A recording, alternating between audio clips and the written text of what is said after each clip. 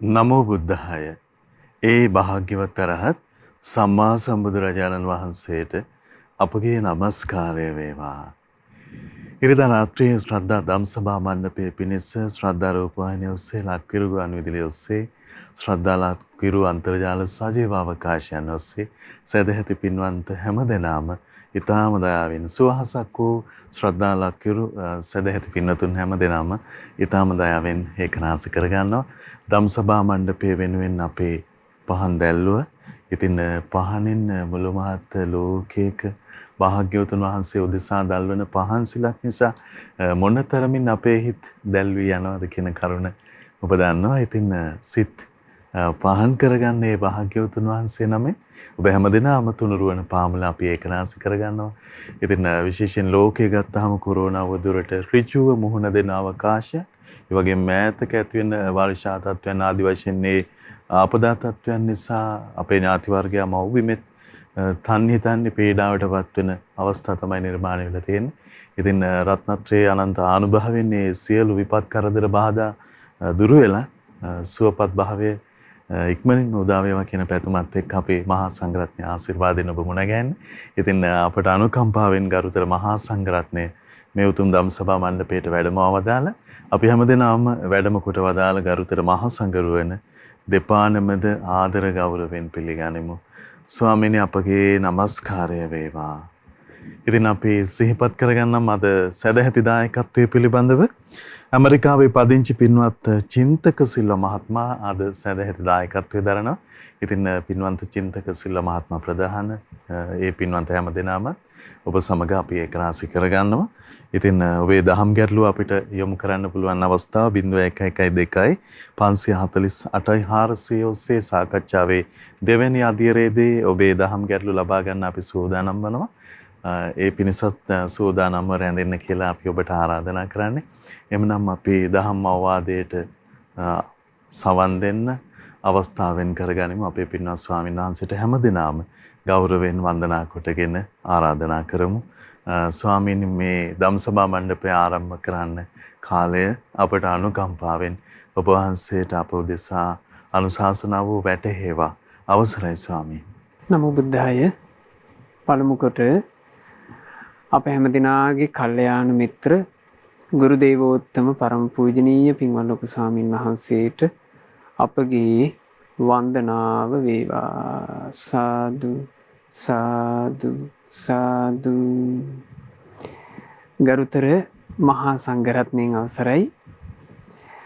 වාසනාවන්ත සදහෙවත් පින්වතුනි, සතියක කාලවකවානුවකට පස්සේ අපි අද දවසේත් මේ උතුම් ධම්සභා මණ්ඩපය සමගින් එක්වෙන්නේ පින්වතුන්ලාගේ ජීවිතවලට යහපත සලසන වටිනා ධර්මකාරණා රාශියක් ඉගෙන ගැනීම පිණිසත්, ඒ වගේම පින්වතුන්ලාගේ දහම් ගැටලු निराකරණය කර ගැනීම පිණිසත් සදහෙවත් පින්වතුන්ලාට ධම්සභා මණ්ඩපය බොහෝ උපකාරී වෙනවා. පින්වතුනි, අද ධම්සභා මණ්ඩපයේ ආරම්භක අනුශාසනාව විදිහට මා සිහිපත් කරන්න කල්පනා කළේ එකම එක කාරණාවක්. අපේ ජීවිත තුළ ඇති කරගත යුතුම එකම එක කාරණාවක් පින්වතුන්ලාට සිහිපත් කරලා දෙන්න කල්පනා කළා අද ධම්සභා මණ්ඩපයේදී. ඒ කාරණේ තමයි පින්වතුනේ, අපිට මේ ජීවිත කාලේ අපේ ජීවිතය තුළ අප විසින් ඇති කරගත යුතු එක අන් අයගේ දුක තේරෙන බව. අනින් මිනිසුන්ගේ දුක, අනින් මිනිසුන්ගේ වේදනාව, අනින් මිනිසුන්ගේ අපහසුතාවය අපේ හදවතට තේරෙනවා නම්, එහෙම හදවතක් තියෙන මිනිස්සු හරි සුන්දරයි. හිතන්න ජීවිතය ගැන. ජීවිතය කියන එකේ හැමෝගෙම ජීවිතේ තියෙන්නේ తాවකාලික පැවැත්මක්. මේ ජීවිත తాවකාලිකයි. මේ ජීවිත අවිනිශ්චිතයි. මේ ජීවිත අපි කොයි ආකාරයෙන් සරසවාගෙන හිටියත් මේ ජීවිතය අත්හැරලා දාලා අපි හැමදිනාට යන්නම වෙනවා. ඒක තමයි අපි සියලු දෙනා පොදුවේ ලැබූ ජීවිතයේ උරුමය. ඒ උරුමයෙන් පැනලා යන්න අපි කිසි කෙනෙකුට පුළුවන් කමක් නැහැ. ඊටාම ටික කාලයයි මනුස්ස ජීවිතය තුළ අපේ පණකින්ද රැඳෙන්නේ. ඒ ඉන්න ටික කාලේ අපිට පුළුවන් නම් මනුස්ස වර්ගයට ආදරය කරන්න. ඒක මං හිතන්නේ මිනිස්සෙක් විදිහට අප තුළ ඇති කරගත හැකි, ඇති කරගත යුතු ඊටාම සුන්දර ගුණයක්. එහෙමයි ස්වාමී.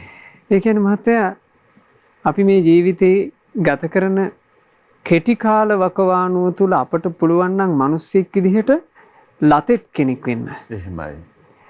හදවත තෙත කෙනෙක්. එහෙමයි ස්වාමී.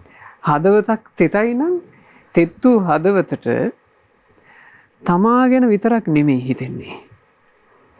අනිත් අයගේ දුක තේරෙනවා. අනිත් අයගේ අපහසුතාවය තේරෙනවා. අනිත් අයගේ කම්පනය අනිත් අයට දැනෙන දේ තමන්ගේ හදවතට දැනෙන්න ගන්නවා. ලතෙත් භාවය තියෙනවා නම්. එහෙමයි. තව කෙනෙකුගේ බඩගින්න, තව කෙනෙකුගේ පිපාසය, තව කෙනෙකුගේ අසරණකම තමන්ගේ හදවතට දැනෙන්න ගන්නවා. ලතෙත් නම්. එහෙමයි. ලතෙත් භාවය කියලා කියන්නේ මිනිසෙකුගේ ජීවිතය තුළ ගොඩාක් ගුණධර්ම වැඩෙන්න උදව් කරන දෙයක්. හිත තෙත් නැත්තම් හිත කර්කසයි නම් මහත්තයා. එහෙමයි ස්වාමී. මේ මිනිසයාගේ හදවත තුළ සුන්දර ගුණ පිහිටන්නේ. එහෙමයි. ඒ ගුණ බැහැර වෙලා යනවා. එහෙමයි. ඒ නිසා මිනිසෙකු ජීවිතයට අතිශයින්ම උපකාර එකක්. එහෙමයි. හිතේ තියෙන තෙත. එහෙමයි. ස්වාමීනි කරුණක් විමස ගන්න අවසරයි ඔබ වහන්සේගේ මේ පැහැදිලි කිරීමෙන් එක හිතට එන දෙයක්. දැන් මේ අපිට හරිය ප්‍රිය උපදවන කාරණාව ස්වාමීනි පහසු වාතාශ්‍රය ගහකොළ ඇලදොළ මේ පීඩාවක් නැතුව નિયમિત ආකාරයෙන් පවතින වර්ෂාව ඒ වගේම ප්‍රභාතේ මේ සියල්ල හරි අත්‍යසිල්ල මනුස්ස ලෝකේ ජීවත් වෙනකොට ඒ වගේම අපේ ස්වාමීන් වහන්සේ කිව්වා වගේ අනිකාගේ හදවත අනිකා කෙරෙහි මේ පරිද්දෙන් ලතෙත් නම් මනුස්ස ලෝකයේ මේ මොනතරම් වාසනාවන්ත වෙනවද කියන කරුණ ස්වාමීනි. රුක් සෙවණක් යටට ගියාට පස්සේ ඒ රුක් සෙවණ මහත්තයා අපිට සුවයක් හදනවා. එහෙමයි. ඒ හින්දා අපි හරි ආසයි ගහක හෙවණ යට ඉන්න. එහෙමයි. මොකද අපි දන්නවා ඒ ගහේ හෙවණ අපිට එරෙහි වෙලා ඉන්නේ. ඒ ගහ අපට හෙවණ සදමින් අපට සිසිලස ලබා දෙමින් ඒ ගහ පවතිනවා කියන විශ්වාසය අපිට තියෙනවා. එහෙමයි ස්වාමීනි. හැබැයි බොහෝ වෙලාවට මිනිස්සුන්ට මිනිස්සු ගැන ඒ විශ්වාසය නැහැ. ඒ නැති වෙන්න හේතුව කර්කස ඊටාම කඨෝර ගතිගුණ ඇති මිනිස්සු බිහිවීම. හිත තෙත් නැති මිනිස්සු බිහිවීම. බුදුරජාණන් වහන්සේ වදාළ පරදුක්කේ හදයන් කම්පේ තීති කරුණා. අන් අයගේ දුක දකිනකොට හදවතේ හටගන්නවා නම් අනුකම්පාවක්. අනිත් කෙනෙකුගේ දුක දකිනකොට හදවතේ ඇති වෙනවා නම් දයාවක්. අන් ඒකට තමයි කරුණා කියලා කියන්නේ. එහෙමයි ස්වාමී. කරුණාව කියලා කියන්නේ අතිශයින්ම සුන්දර ගුණයක්. මේ సంతානයක් තුළ පිහිටුවා ගත යුතු ඊටාම වටින ගුණයක්. මේ මූලිකව කියන්න කල්පනා කළේ පින්වතුනේ අපි ගොඩාක් වෙලාවට සමාජය තුළ දකිනවා විශාල විසම භාවයක්. සමාජයේ ඉන්නවා දුප්පත් මිනිස්සු, පොහොසත් මිනිස්සු, උගත් මිනිස්සු, එච්චර උගත්කම් නැති මිනිස්සු. ඊළඟට සමාජයේ ඉන්නවා යම් පමණකින් රූප සම්පත්තියෙන් යුක්ත මිනිස්සු, ඊළඟට රූප සම්පත්තිය එහෙම නැති මිනිස්සු. එහෙමයි ස්වාමීනි. ඊළඟට මහත්තයා තව අපිට දකින්න ලැබෙනවා මේ සමාජයේ ඇතැම් අයගේ ශරීර අංගපසංග විකෘති වෙලා. එහෙමයි. ඇස් වපර අය ඉන්නවා. ඇස්වල පිහිටීම හරි ලස්සනට ඇවිල්ලා නැති අය ඉන්නවා. ඊළඟට සමහරවිට මේ අනිකුත් ශරීර අංගපසංග අර සාමාන්‍යයෙන් පොදුවේ ගොඩාක් මිනිස්සුන්ගේ තුල පිහිටන ආකාරයෙන්ම පිහිටපු නැති අය ඉන්නවා. සමහරවිට ශරීරයේ චවි වර්ණය ඊටාම තද දුර්වර්ණ පැහැයක් ගන්න එහෙම අය ඉන්නවා. එහෙමයි ස්වාමීනි. එක්ක ශාරීරික ස්වභාවයේ පාලනයක් කරගන්න බැරි විදිහට තරබාරු වෙන අය ඉන්නවා. මෙහෙම සමාජයේ මිනිස්සු විවිධාකාරයි. ඒ අතරෙම ඉන්න සමහරවිට අපිට දකින්න ලැබෙනවා ඇතැම් පිරිමි ළමයි උපදිනවා. ඒ පිරිමි ළමයා අය පුරුෂයෙක් වුණාට එයාගේ සාමාන්‍ය හැසිරීම තුළ කාන්තා ගති ලක්ෂණ පේන්න ගන්නවා. එහෙමයි ස්වාමීනි. මේ හැම කෙනෙක්ම මහත්තය සමාජය තුළ ගොඩාක් අසරණ වෙනවා. ඒ අසරණ වෙන්න හේතුව ඒ මිනිස්යාගේ තැන ඉඳලා කල්පනා කරන්න අනිත් මිනිස්සු අදක්ෂ වීමයි. එහෙමයි ස්වාමීනි. ඒ මිනිස්යාගේ තියෙන අසරණකම, ඒ මිනිස්යාගේ තියෙන හදවතේ වේදනාව, තමන්ට තියෙන යම් අඩුපාඩුවක් නිසා එයාගේ හදවතට දැනෙන දේ අනිත් මිනිස්යාගේ හදවතට දැනෙන්නේ නැහැ. ඒ හදවත තෙතනේ. එහෙමයි ස්වාමීනි. නංවානම් කියනවා. ඇදකුද කරනවා. ඒ කෙනාගේ යම් ශරීරයේ තියෙනවා නම් විකෘති භාවයක්, ඒ විකෘති භාවයේ බලෙන් මවාගෙන එහෙමයි ස්වාමීනි. එයාට ඔච්චම් කරනවා. මේ වගේ දේවල් වලට මහන්තය පෙළඹෙන්නේ හිතක් තෙත නැති වුණාම. මේ හිතක තෙත භාවයේ නැති වී යාම කියන එක මේ මනුස්ස වර්ගයා කොච්චර කටහොර කරනවාද කියලා තේරෙන පුවතක් අපට මේ හමුණා මහත්තයා කියවන්න. එහෙමයි ස්වාමීනි. ඒකේ යම් තොරතුරු අපි අන්තර්ජාලය ඔස්සේ හොයාගෙන අපි ඔබට මේ ගැන කියන්න කල්පනා කළා. ඒ කියන්නේ පින්වතුනි, අපි මේ ලැබූ මනුස්ස ජීවිතේ අපිම අපි ගැන අවධානයෙන් හදාගන්න ඉපේ. අපිම අපේ ගැන අවධානයෙන් හදාගත්තොත් අපිට අපේ ජීවිතය සපෝට් කරගන්න පුළුවන් වෙයි. එහෙමයි ස්වාමීනි. එහෙම හදා නොගන්නා මනුස්ස ජීවිතයක් කොච්චර කර්කස භාවයට පත් වෙනවද? අන්න ඒක හොඳට ප්‍රකටයි මේ සිද්ධියේදී. මේ කාන්තාවගේ නම මහත්තයා මේරි ඇන් බෙවන්. මේ මේරි ඇන් බෙවන් සාමාන්‍යයෙන් ඇගේ නම කිව්වොත් ලෝකේ ප්‍රසිද්ධ මේ ලෝකේ ජීවත් වෙච්ච කැතම ගැහණිය කියලා. එහෙමයි ස්වාමීනි. ඇය ගැන ප්‍රසිද්ධ වුණේ එහෙම. එහෙමයි. ලෝකේ ජීවත් වුණ කැතම ගැහණිය ඇයයි කියලා තමයි ඇයව ප්‍රසිද්ධ වුණේ. ඇය එක්සත් රාජධානියේ කෙන්ට් ප්‍රාන්තයේ ප්ලයිස්ටෝව් කියන ගමේ තමයි උපදින්නේ. උපදින වර්ෂයක් ගැන පින්වතුනි එහෙම විශේෂ සටහනක් අපට හොයාගන්න බැරුව ගියා. ඒ ගැන විශේෂ සටහනක් නැහැ. නමුත් ඇය සාමාන්‍යයෙන් මධ්‍යම පාන්තික පවුලක ඉපදිලා තරුණ වයසට පත් වෙනකොට 1903 දී තෝමස් බෙවන් කියන පුරුෂයා සමග ඇය විවාහ වෙනවා. එහෙමයි ස්වාමීනි. ඇය යුග ජීවිතයේ එළඹෙනකොට ඇය හරිම ලස්සන කෙනෙක්. ඇගේ රූපේ ගොඩාක් ලස්සනයි. ඇය හෙදියක්. හෙදියක් විදිහට සේවා කටයුතු කරමින් තමන්ගේ ස්වාමි පුරුෂයාත් එක්ක ඇය විවාහ ජීවිතේ ගත කරමින් ඉඳී විවාහයෙන් ටික කලක් ගත වෙනකොට මේ ලෝකයේ දුර්ලභ ගණයේ රෝගයක් ඇයට වැළඳුණා. ඒ රෝගයේ ස්වභාවය මහත්තයා, ඒ රෝගේ නම ඇක්‍රෝමෙගාලී කියන රෝගය. මේක අතිශයින්ම දුර්ලභ රෝගයක්. බොහොම කලාතුරකින් තමයි කෙනෙකුට වැළඳෙන්නේ. මේ රෝගයේ ස්වභාවය තමයි අධික හිස රදයක් එනවා. ඇස් පෙනීම දුර්වල වෙනවා. ඊළඟට මහත්තයා මුහුණේ මේ හැඩය, මුහුණේ පෙනුම බොහොම විකෘති ස්වභාවයකට හැරෙනවා. මේ පින්වතුන්ලාට දර්ශන කිහිපයක් විතරක් මා මේ විස්තරය කරද්දීම ඔබට පෙනේවි. ඇගේ ඒ විකෘති භාවය, ඒ අසනීප තත්ත්වයෙන් පස්සේ තමයි ඇයට ඔය විකෘතිතාවය ලැබිලා තියෙන්නේ. ඇව දැක්කහම ඊටාම අවලස්සන රූපයක් ඇයට තියෙන්නේ. එතකොට මේ අවලස්සන රූපේ විතරක් නෙමෙයි, ඇගේ ශරීරය ගොඩක් දුර්වල වුණා. එහෙමයි ස්වාමීනි. ඒ දුර්වල භාවයත් එක්ක ඇව රස්සාවෙන් අස් කරනවා. ඒ වෙනකොට ඇය දරුවෝ 4 දෙනෙක්ගේ මවක්. ඇයට හිටිය ස්වාමි පුරුෂයා බොහොම යහපත් කෙනෙක්.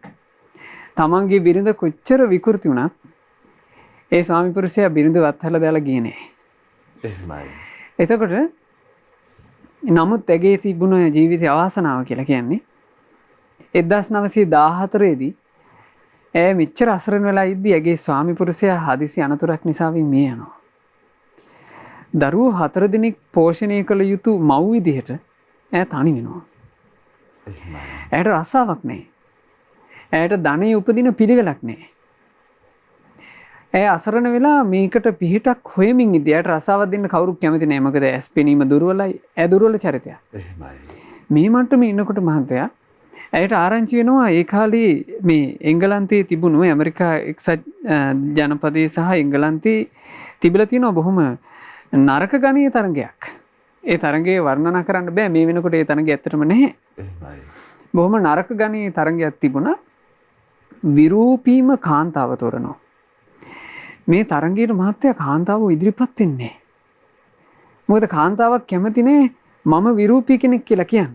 කාන්තාවක් පමණක් නොවේ පුරුෂයෙක් පවා කැමති නෑ මම විරූපී කෙනෙක් මම කැත කෙනෙක් කියලා ලේසියෙන් කියන්නනේ. එහෙමයි ස්වාමීනි. එතකොට මේ අම්මා ඇතරම මේ මේරි ඇන් බෙවන් කියලා කියන්නේ ඇය ලෝකයේ කැතම ගැහැණිය කියලා ඇය සම්බන්ධයෙන් පොදු ආමන්ත්‍රණයක් තිබුණාට මම මෙතනින් එහාට ඇය ගැන පාවිච්චි කරන්නේ මේ අසරණ අම්මා. එහෙමයි ස්වාමීනි.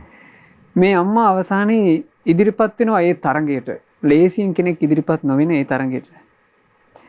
ඇය තමන්ගේ විකෘති භාවය තමන්ගේ දරුවන්ගේ ලෝකයට ශක්තියක් ලබා දීම පිණිස යොදාගත්තා. ඒ තරගයෙන් ඇය ජයග්‍රහණය කරනවා. ඒ ජයග්‍රහණයෙන් මහත්තයා අමුතු සම්මානයක් ලැබෙන්නේ. ඒ ජයග්‍රහණයෙන් ලැබෙන දේ තමයි ඒ සර්කස් කණ්ඩායමේ ඇයට ලැබෙනවා රැකියාවක්. ඇයට ලැබුණු රැකියාව මොකක්ද කියලා පිංගුතුලට අහනකොට පිංගුතුලගේ හදවතට වේදනාවක් දැනේ. ඒ තරම්ම මේ මිනිස්සු කටෝර වුණාද කියලා. එහෙමයි ස්වාමීනි. ඇයට ලැබුණු රැකියාව තමයි ඇය කූඩුවක ඉන්න ඕන. ඒ කූඩුවේ ඇයට ආසනයක් තියලා තියෙනවා. ওই ඡායාරූප දෙකෙන් එක ඡායාරූපයක ඇය වාඩි වෙලා ඉන්න හැටි පේනවා. ওই විදිහේ ආසනයක් ඇයට තියෙනවා. ඇයට තිබෙන්නේ ඔන්න ওই විදිහට වාඩි වෙලා ඉන්න. මිනිස්සු පැමිණිලා ඒ කූඩුව ඇතුලේ ඉන්න ඇයව බලලා යනවා. ඇයට ඉදිරියෙන් ගහලා තියෙනවා මහත්තයා පොඩි බෝඩ් කෑල්ලක්. මේ තමයි විරූපීම කාන්තාව. එතකොට ඇය අර කූඩුව ඇතුලට වෙලා ඉන්නවා මම තමයි කැතම කාන්තාව. ඇයට මේකෙන් ආදායමක් ලැබෙනවා. ඒ ආදායමෙන් දරුවෝ 4 දෙනෙක් ඇය පෝෂණය කළා. ඇත්තටම අපිට හිතන්න කාරණාවක් කවුද ඇත්තටම කැත කියලා. එහෙමයි ස්වාමීනි. ඇත්තටම මේ කතා පුවතේදී කවුද කැත කියලා ඔබට හිතන්න ඉඩක් ලැබෙනවා. ඒ නිසා පින්වතුනි අවසානයේ මේ තරඟාවලියේ බ්‍රූක්ලන්හි ෆ්‍රීක් ෂෝ කියන සංදර්ශනවල ඇය පෙනී හිටලා තියෙනවා. ඇය ලෝකේ හැම තැනම ඇයට යන්න සිද්ධ වෙනවා. මේ තරගයත් එක්ක ඇය ගිවිසුම් ගහලා තියෙනවා. ඒ ගිවිසුම් ප්‍රකාරව ඇය හැම තැනම යනවා.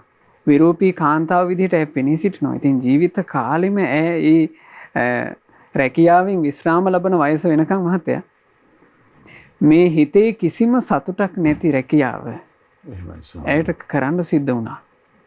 හදවත්වල තෙත් භාවයක් නැති මිනිස්සු සතුටු කරන්න සිද්ධ වුණා ඇයට. එහෙමයි. හැබැයි ඇයගේ ළඟ තිබුණා හදවතේ පුදුමාකාර තිතක්. අම්මා කෙනෙක් විදිහට කරන්න දුෂ්කර ගණයේ කැපකිරීමක් ඇය කළා.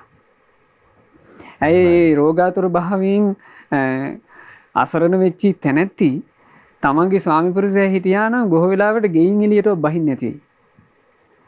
ඒ තරම්ම විරූපී රූපයක් ඇයට තිබුණා. නමුත් ඇයට වෙන කරගන්නම දෙයක් නැති නිසා ඇය තමන්ගේ ඒ විරූපී රූපයෙන් සතුටු වෙන පිරිසක් ඉන්න හින්දා. ඒකට ඔච්චම් කර කර hina වෙන්න කැමති පිරිසක් ඉන්න හින්දා. ප්‍රදර්ශන භාණ්ඩයක් විදිහට ඇයව නරඹන්න කැමති පිරිසක් ඉන්න හින්දා. ඇයි මේ තරඟට ඉදිරිපත් වුණා.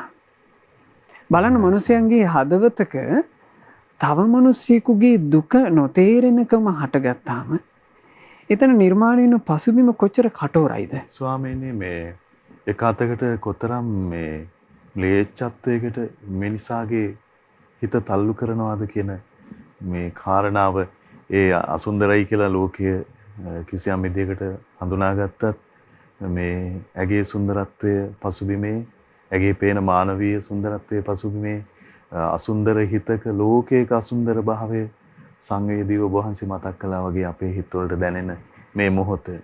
ඇත්තම මේරි ඇන් බෙවන් කියන ඒ මව් ගැන අපට නම් හැඟෙන්නේ ශක්තිමත් හිතක් තිබුණු සුන්දර අම්මා කෙනෙක්. හොඳ ශක්තිමත් හිතක් තිබුණු සුන්දර අම්මා කෙනෙක් මව්සෙනෙහස වෙනුවෙන් ඒ අම්මා විශාල කැපකිරීමක් කළා. ස්වාමීනි ලෝකයේ සුන්දරයි ආලේපන විසිතුරු වෛවරණ දේම ඉස්මතු කරන ඒවාම වේදිකාවට ලංවන සමස්ත ලෝකයටම අතුල් පහරක් ගැසුවා වගේ ඇගේ ඉදිරිපත් වීම අවස්ථාවේදී ඇති මහත්තය සාමාන්‍යයෙන් මිනිස්සු අපි දැක්කා.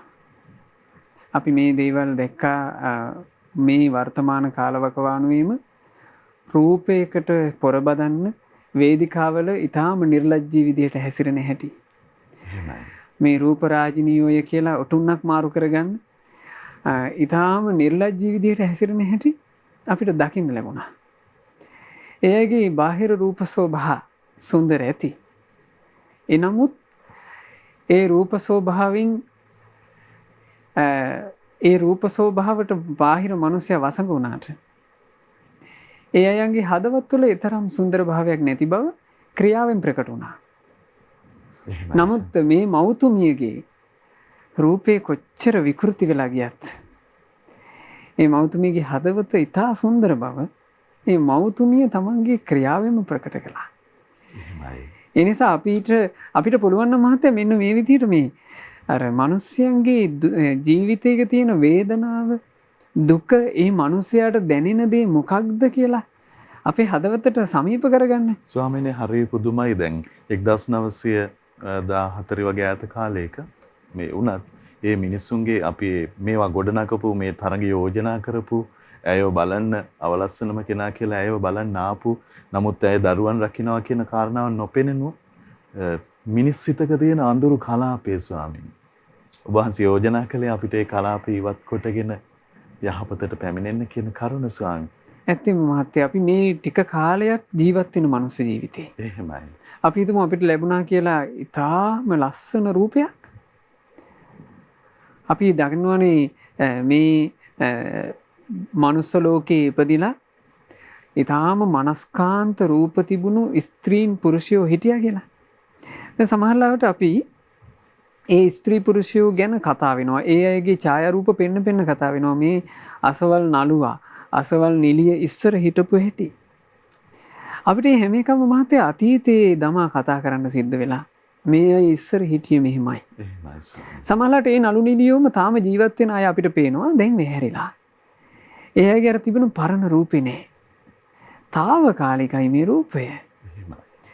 తాවකාලිකයි ශාරීරිකව අපිට ලැබෙන මේ යම් හැඩයක් තියෙනවා නම් මේ හැමදේ මේ తాවකාලික රූපයක් නිසාවෙන් අපි මත් වෙනවා නම් ඒක මුල් කරගෙන අපි අපේ හදවතක තබා ගත යුතු සුන්දර ගුණයක් වනසා ගන්නවා නම් ඇත්තටම මනුස්ස ජීවිතෙන් යන්න යනකොට මනුස්ස ජීවිතෙන් අපි යන්නේ මහත්තයා අසුන්දර මිනිහෙක් විදිහට. මොකද සුන්දරයි කියලා කියපු කය මෙහෙ දාලා යන්න වෙනවා. ඒක අරගෙන යන්න බෑ අපිට. මේ ලෝකේ කවුරුත් ඒ කය අරන් ගියේ. ඒ අය මේ ජීවිතය අත්හැරලා ගියාට පස්සේ ඒ අයන්ගේ කය ලස්සනය කියලා කවුරුත් ගෙදර ගෙනල්ලා තියාගත්තේ නේ. ඒ හැමෝම ආදාහනය කළා, එක්ක භූමි දානය කළා. නමුත් සුන්දර හදවතක සුන්දර ගුණයක් තිබුණා කියලා යම් මිනිසෙක් ගැන ප්‍රකට වුණා නම් ඒ මිනිසයාගේ සුන්දරත්වය හැමදාම ලෝකේ ඉතුරු වුණා. ඒ නිසා අපිට පුළුවන් නම් අපේ ජීවිතය තුළ මේ ලස්සන ගතිගුණ මම ඒකයි කිව්වේ එකයි අද කියලා දෙන්න කියලා. එහෙමයි ස්වාමීනි. ඒ එකම එක දේ තමයි තවත් මිනිස්සෙකුගේ දුකක් sannivedanaya වෙන හදවතක් ඇති කරගන්න. කාරුණික හිතක්. තවත් මිනිස්සෙක්ගේ අසරණකම දකිනකොට මේ බුදු කෙනෙක්ගේ ධර්මය අහපු අය විදිහට මහත්තයා අපි ගාව මේක ලොකුවට තියෙන්න ඕන. එහෙමයි ස්වාමීනි. අපි කර්මඵල දන්නවා. සමහරවිට කෙනෙක් විකෘති රූපයක් ඇතුව උපදින්නේ පෙර කර්ම විපාකයකට බව අපි ධර්මයේ තුලින් අහලා තියෙනවා. එතකොට අපි මේ කර්ම විපාකයක් හේතු කරගෙන ඒ විගේ විකෘති භාවය තියෙන කෙනා දැකලා අපි ඇත්තටම ඒ කෙනාට තව ගොඩාක් අනුකම්පා කරන්න ඕනේ. ස්වාමීනි ලෝකයේ මොනතරම් මේ ලස්සන වේවිද එහෙම වුණොත් මේ ඇත්තම ධර්මයේ ඉගෙන ගත්ත අය පවා මහත්තයා ඔතනදී වරද්ද ගන්න එකක්. සමහරවිට ඒ වගේ විකෘති භාවයක් තියෙන කෙනෙක් දැක්කොත් එහෙම එයාව මුල් කරගෙන මේ අනිත් අයටත් සමහරවිට පෙන්වන්න උත්සාහ කරන්නේ බලන්න මේ කර්ම විපාක මේ බලන්න කැත වෙලා ඉපදිලා තියෙන හැටි.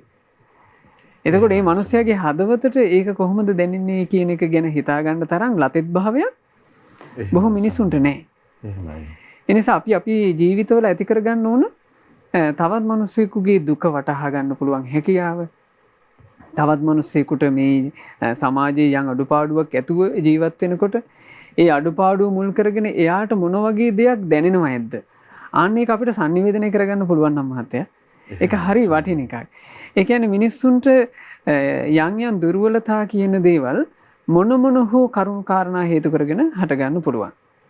දැන් එහෙම සිදුවීමක් අපිට තවත් පින්වතුනි මේ ලෝකයෙන් වාර්තා වුණා. අපි එය ඔබට දර්ශන රාමුවක් විදිහටම පෙන්වන්න කල්පනාත් කළා. මුවි තෝමස් කියන හොංකොං වල ජීවත් වෙච්චි එක ස්ත්‍රියක්. ඇයට මේ ඊටාම කුඩා අවදියේම මේ ලෝකේ දුර්ලභ සමේ රෝගයක් වැළඳෙනවා. ඒ සමේ රෝගය වැළඳුණාට පස්සේ මේ ඒ වීඩියෝ පටේ ඔබට නරඹද්දි පින්වතුනි පෙනේවි නිකන් හැම මහත්තයා ගැලවිලා වගේ යනවා. එහෙමයි ස්වාමී. හැමේ පොතු ගැලවෙනවා වගේ ඒ හැම හරි විකෘති භාවයකටපත් වෙනවා. ඒ සමේ රෝගයේ හේතු කරගෙන බලන්න මේ සමේ රෝගයේ හේතුවෙන් ඒ දුව කොච්චර අසරණුනාද කියන්නේ ඇයව මේ ලෝකයට දායාද කරපු අම්මා තාත්තා දෙන්න පවා ඇයව පිළිකුල් කරලා අත්හැරලා ගියා. එහෙමයි ස්වාමීනි. එතකොට ඇයව පුංචි කාලේම හදා වඩා ගන්නවා වෙන දෙමව්පියෝ දෙන්නෙක්. ඒ දෙන්නා ගාව තිබුණ අර ලතෙත් භාවය. තමන්ගේ දරුවෙක් නොවිලත් ඒ දරු පැටියාව පෝෂණය කළා. මහත්තයා ලොකු මහත් වෙනකොට ටිකෙන් ටික ඇයටත් සාමාන්‍ය ගෑනු ළමයින්ට දැනෙන හැඟීම්, සාමාන්‍ය දරුවන්ට දැනෙන අදහස් ඒවා එනවා. එහෙමයි. නමුත් ඇය සමාජයට යනකොට හැමතිස්සෙම ඇය සමාජ ඉදිරියේ අසරණ වුණා. ඇගේ හදවත, ඇගේ දුක තේරුම් අරගෙන ඇයව සමීප කරගන්නට මේ සමාජය අදක්ෂ වුණා. ඇයට හිටිය අර හදා වඩාගත්ත අම්මයි තාත්තයි ඒ පවුලේ තව ඥාති පිරිසකුත් විතරයි. නමුත් ඇය පුළුවන් තරම් උත්සාහ කරලා තියෙනවා නිතරම hina වෙලා ඉන්න. එහෙමයි. අනිත් අය තමන්ව අපහසුතාවයට පත් කරාට ඇය උත්සාහ කළා අඩු ගානේ හිනහාවකින්, තමන්ට පුළුවන් හිනහාවකින් අනිත් ලෝකයට සතුටක් ගේන්න. තමන්ගේ හිනහාවෙන් අනිත් අයට සැනසීමක් ගේන්න ඇය උත්සාහ කළා. ලෝකෙන් ඇයට සැනසීමක් ලැබුණේ නැහැ. ඇය නමුත් තමන්ගේ දෙමව්පියන්ගේ කියන්නේ හදා වඩාගත්ත දෙමව්පියන්ගේ හයියෙන් ඇය ජීවිතයට මුහුණ දෙනවා. ඒ ජීවිතයට මුහුණ දෙනකොට මේ සමාජ මාධ්‍ය ක්‍රමෙත් එක්ක ඇය සමාජ මාධ්‍ය ගිණුමකුත් පටන්ගෙන තියෙනවා. එහෙමයි ස්වාමී. ඒ ගිණුම පටන් ගත්තට පස්සේ මහත්තයා ඒ ගිණුම තුල ඇය ඊටාම ලැජ්ජාවටපත් වෙලා තියෙනවා. මොකද එතනත් හිටියා තෙත හිතක් නැති කර්කස චරිත. අපි දකිනවා සමාජ මාධ්‍ය තුල. අපි සමාජ මාධ්‍ය තුල මේ වෙනකොටත් දකිනවා ඒ වගේ අය තවත් කෙනෙකුගේ රූපයක්, තවත් කෙනෙකුගේ අඩුවක් එහෙම මුල් කරගෙන නිකන් යාව හාස්‍යයට ලක් කරලා තමන් අමුතු සතුටක් ලබන්න උත්සාහ කරන හැටි. එහෙමයි ස්වාමී. එහෙම දේවල් ඕනතරම් පැතිරී යනවා. එතකොට මේ දරුවා ගැනත් එහෙම පැතිරී ගිය අවසානයේ මෙය සියදිවි හානි කරගන්න උත්සාහ කරලා තියෙන අවස්ථා ගණනාවකදී. නමුත් හැම අවස්ථාවකදීම ඇයට ශක්තියක් වුණා ඇයව හදාගත්ත අම්මයි තාත්තයි දෙන්න. දැන් මේ මුයි තෝමස් කියලා කියන්නේ මේ වෙනකොට ඇය තරුණියක්. මේ වෙනකොට ඇය රග්බි ක්‍රීඩා උපදේශිකාවක්. මොකද ඇය නැවතුන්නේ, ඇය වැටුන්නේ. අර මොන තාඩන පීඩන ආවත් ඇය එකම ඉලක්කයකට ඇගේ ජීවිතය අරගෙන ගියා. ඒ ඇය තමන්ගේ ජීවිතේ හයිය හදාගත්තේ මහත්තයා එක අදහසක් හිතේ තියාගෙන. ඒ අදහස තමයි මට කළ හැකි දේ කරන්න බැරි අයත් ඉන්නවා. මේ ලෝකේ මට කරන්න පුළුවන් දේ කරන්න බැරි අයත් ඉන්නවා. ඒ නිසා මට පුළුවන් දේ කරන්න ඕන මේ ලෝකෙට. ඒක තමයි ඇගේ ආදර්ශ පාඨය. ඒක මුල් කරගෙන ඇය දියුණු වෙනවා. ඒ දියුණුව විදිහට ඇය මේ වෙනකොට රග්බි ක්‍රීඩා උපදේශිකාවක්. ඊට අමතරව සමාජයේ අසරණ වෙච්ච අයට ස්වේච්ඡාවෙන්ම උදව් කරන, සමාජයේ අසරණ වෙච්ච අයට, කොන් වෙච්ච අයට ස්වේච්ඡාවෙන්ම උපකාර කරන, ඒ අයගේ හිතට හයියක්ගෙන, ඒ අයගේ හිතට ශක්තියක් ඇති කර ගැනීම පිණිස උපදෙස් දෙන උපදේශිකාවක්. ඇයට හොඳ කතිකත්වයක් හදාගත්ත අය. ඒ කතිකත්වයෙන් අසරණ මිනිස්සුන්ගේ හදවත් පසාරු කරගෙන යන්න ඇය කතා කරනවා. ඒ අයගේ අසරණ භාවයන් නැති කරනවා. ඊළඟට මේ වෙනකොට ඇය අසරණ අයට ස්වේච්ඡාවෙන් තමන්ට ලැබෙන ආදායමින් උදව් කරන සමාජ සේවිකාවක් බවට පත් වෙලා සිටිනවා. ස්වාමීනි අය කෙතරම් මේ ප්‍රයෝජනවත් කෙනෙක් බවට මේ වෙද්දී පත් වෙලාද කෙනෙක්. ඔව් ඒව මේ රූපයෙන් සමාජය විසින් කොන් කරලා දැම්මට බලන්න මහත්තයා එතන කොච්චර වටින චරිතයක් හිටියද? ස්වාමීනි ඇගේ අඩාල වුණ බිඳුණු රූපයේ ඇගේ යෝධ ශක්තියට කවරනම් හානියක් කළාද කියලා ප්‍රශ්නාර්ථයක් විමසන්න අපට අවස්ථාවක් තියෙනවා නේද ස්වාමී? ඒ නිසා අපි සාමාන්‍යයෙන් මේ සමාජයේ ජීවත් වෙනකොට මිනිස්සුયો විදිහට අපිට මේ ලස්සන ගුණය ඇති කරගන්න අවකාශය තියෙනවා. එහෙමයි. ඒ නිසා පින්වතුනි ඔබේ සොඳුරු ගුණය තමන්ගේ ජීවිත තුළ කාවද්දා ගන්න උත්සාහවත් වෙන්න. ඒ තමයි කරුණාව. අනුන්ගේ දුක දකිනකොට අනුන්ගේ වෙහෙස දකිනකොට තමන්ගේ හදවත උණු වෙන තමන්ගේ හදවතට දැනෙන කරුණාවක් පින්වතුන්ලා තමන්ගේ ජීවිතය උපදව ගන්න. සාමාන්‍යයෙන් මේ සමාජයේ ජීවත් වෙනකොට අසරණ මිනිස්සු විකෘති මිනිස්සු අංගපසංග වෙනස් වෙච්ච මිනිස්සු ඊළඟට සමහරවිට අර අපි කියවා වගේ ස්ත්‍රීන්ගේ වගේ හැසිරීම් තියෙන මේ පුරුෂයෝ ඉන්නවා. ඒ අය සමහරවිට මේ ඇවිද යනකොට අනායාසයෙන් මේක හිතලා මතලා කරන එකක් නෙවෙයි. අනායාසයෙන් මේ අයගේ ශරීර අංග ලක්ෂණ එළියට ඉස්මතු වෙන්නේ ස්ත්‍රියකගේ වගේ. එහෙමයි. ඊළඟට ඇතැම් ස්ත්‍රීන් උපදිනවා පුරුෂ ලක්ෂණ සහිතව. සමාජය තුළ හරි කොන් වෙන චරිත බවට පත් වෙනවා. හරි වේදනාවෙන් ජීවත් වෙන්න වෙන චරිත බවට පත් වෙනවා. අපිට පුළුවන් නම් මහත්තයා ඒ වගේ කෙනෙකුට සහනයක් වෙන්න. ඒ සහනයක් වීම අපිට හරි උපකාරයි. එහෙමයි සර්. දැන් බලන්න අර මුයි තෝමස්ට එහෙම සහනයක් වෙන්න දෙන්නෙක් හරි හිටියා. ඒ හිටපු නිසා ඇය ජීවිත හානියක් කරගන්නේ නැතුව ශක්තිමත් ජීවිතයට මුහුණ දීලා ගොඩනැගුණු තරම ස්වාමී. ඒ ජීවිතේ ගොඩනගා ගත්තා. ඇය දැන් මේ ලෝකයටම ආදර්ශමත් චරිතයක්. අපි නරඹමු ඒ මුයි තෝමස්ගේ කතාව. අවසරයි ස්වාමී. වෙනස් වීම ඇය දරාගත් කෙනෙක්. ඇගේ නම මුයි තෝමස් හොංකොන්ගේ හැදී වැටුණු තරුණියක්. ඇගේ වෙනස්වීමක් නැති තරමටම ඇය සිනහනගන්නට උත්සාහ දරන කෙනෙක්.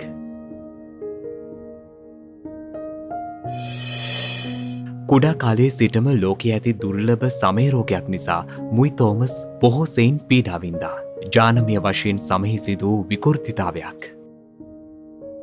මේ හේතු නිසාම කුඩා කල සිට ඇයගේ ආශ්‍රය ප්‍රිය කළ අය අතර හිටියේ ඇගේ මව, පියා, පවුලේ කීප දෙනෙක් සහ මිතුරන් කිහිපයක් විතරයි.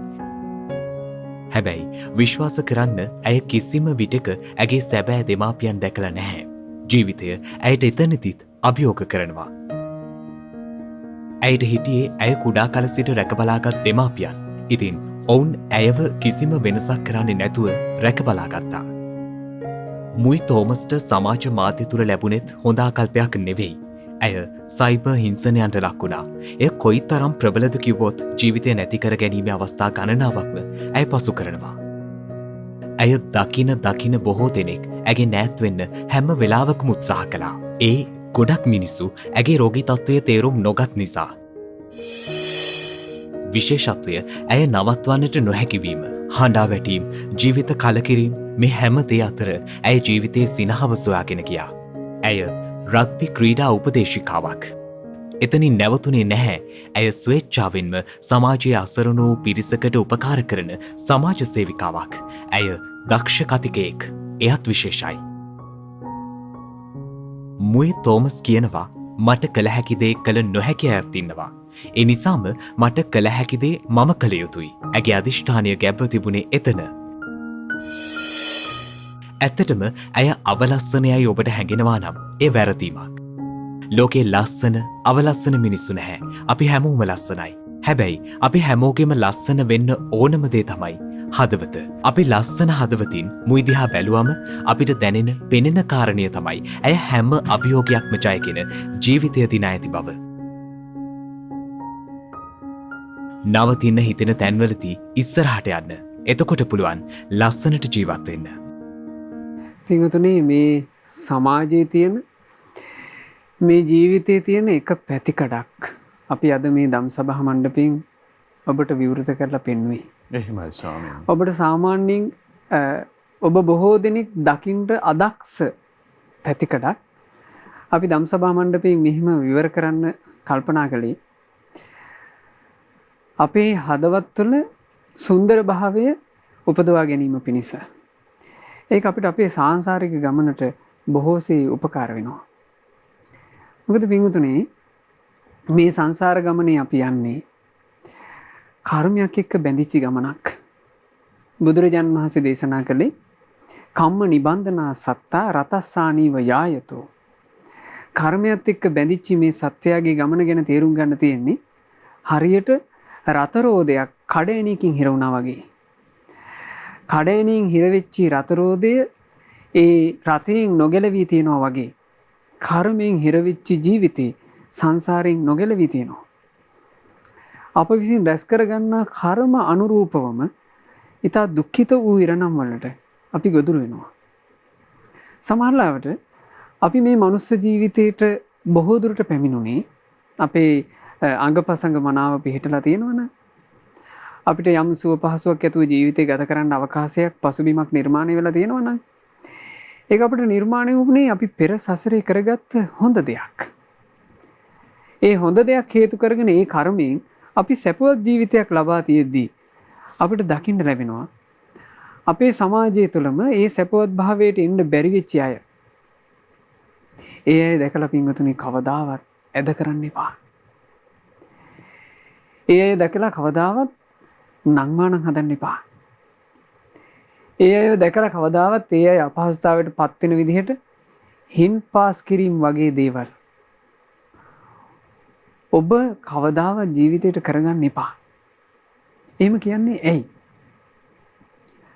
අපේ බණ පොත්වල සඳහන් වෙනවා ඈත අතීතයේ එක පසේ බුදුරජාණන් වහන්සේ නමක් වැඩ හිටියා. ඒ පසේ බුදුරජාණන් වහන්සේ ශරීරයෙන් යම් පමණක් කුදු කෙනෙක්. එහෙමයි ස්වාමීනි. ඒ උත්තමයන් වහන්සේගේ තිබුණු කුදු භාවය දවසක් ස්ත්‍රීන් පිරිසක් දකිනවා. ඒ ස්ත්‍රීන් පිරිස දැකලා මේ පසේ බුදුරජාණන් වහන්සේට ඇද කළා. එතන හිටපු එක ස්ත්‍රියාවක් පසේ බුදුරජාණන් වහන්සේ ඇවිද යන්නේ මෙහෙමයි කියලා අර කුදු විදිහට ඇවිදගෙන ගියා.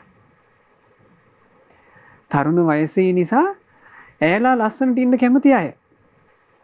අර යම් පමණක් ශරීරයේ විකෘති භාවයක් තිබුණු උත්තමයා ඒ උත්තමයාගේ අභ්‍යන්තරය මොකක්ද කියලා දන්නේ. දැන් බලන්න මේ මිනිස්සු දෙන්නෙක් ගැන අපි මේ වත්මන් ලෝකේ ජීවත් වෙන මිනිස්සු දෙන්නෙක් ගැන අපි ඉගෙන ගත්තා. ඒ මිනිසුන්ගේ බාහිර පෙනේ අභ්‍යන්තරයේ කිසිවක් නොපෙනේ. අභ්‍යන්තරයේ මිනිසුන්ට තියෙන හයිය අපිට පේන්නේ. අභ්‍යන්තරයේ මිනිසුන්ට තියෙන අහිංසක භාවය අපිට පේන්නේ. අභ්‍යන්තරයේ ඒ මිනිස්සයා ළඟ අම්මා කෙනෙක් විදිහට තිබුණු ඒ අතිශය සුන්දර මෞසෙනහස අපිට බාහිරට පෙවුන්නේ. එතකොට ඒ වගේමයි මහත්තයා මහා ගුණ සම්පන්න උත්තමයන්ගේ ගුණය බාහිරට ප්‍රකට වෙන්නේ නැහැ. ඒ උත්තමිය ප්‍රකට කරන්නේත් නැහැ. ඒ බඳු උත්තමයන් වහන්සේට අර ස්ත්‍රිය ඇද කළා. ඇද කරපු නිසා ඇය ඒ ජීවිතෙන් පස්සේ උපදිනවා. ඊටා කටුක දුක් ඇති නිරයේ. නිරපෙදලා ගොඩාක් දුක් විඳලා ඒ කර්ම විපාකයාගේ ගෙවීමෙන් ඇය යලි මනුස්ස ලෝකයකට එනකොට මහත්තයා මනුස්ස ලෝකේ ඇයට ලැබෙන්නේම කුදු සිරුරක්. ඇය එක වතාවක් අර කුදු කෙනාට ඇද කළා. ඒ ඇද කරේ මහෝත්තමයන් වහන්සේ නමකට ඇයට දරාගන්න බැරි කර්මයක්. බලන්න ඊළඟට එළඹෙන ජීවිතයක ඇය කුදු තැනැත්තියක් විදිහට උපදිනවා. අවසානයේ ගෞතම බුදුරජාණන් වහන්සේගේ බුද්ධ ශාසනයට එනකොට ඇය කුජුත්තරා. ඇගේ නම ඇත්තටම උත්තරා. ඇගේ නම උත්තරා.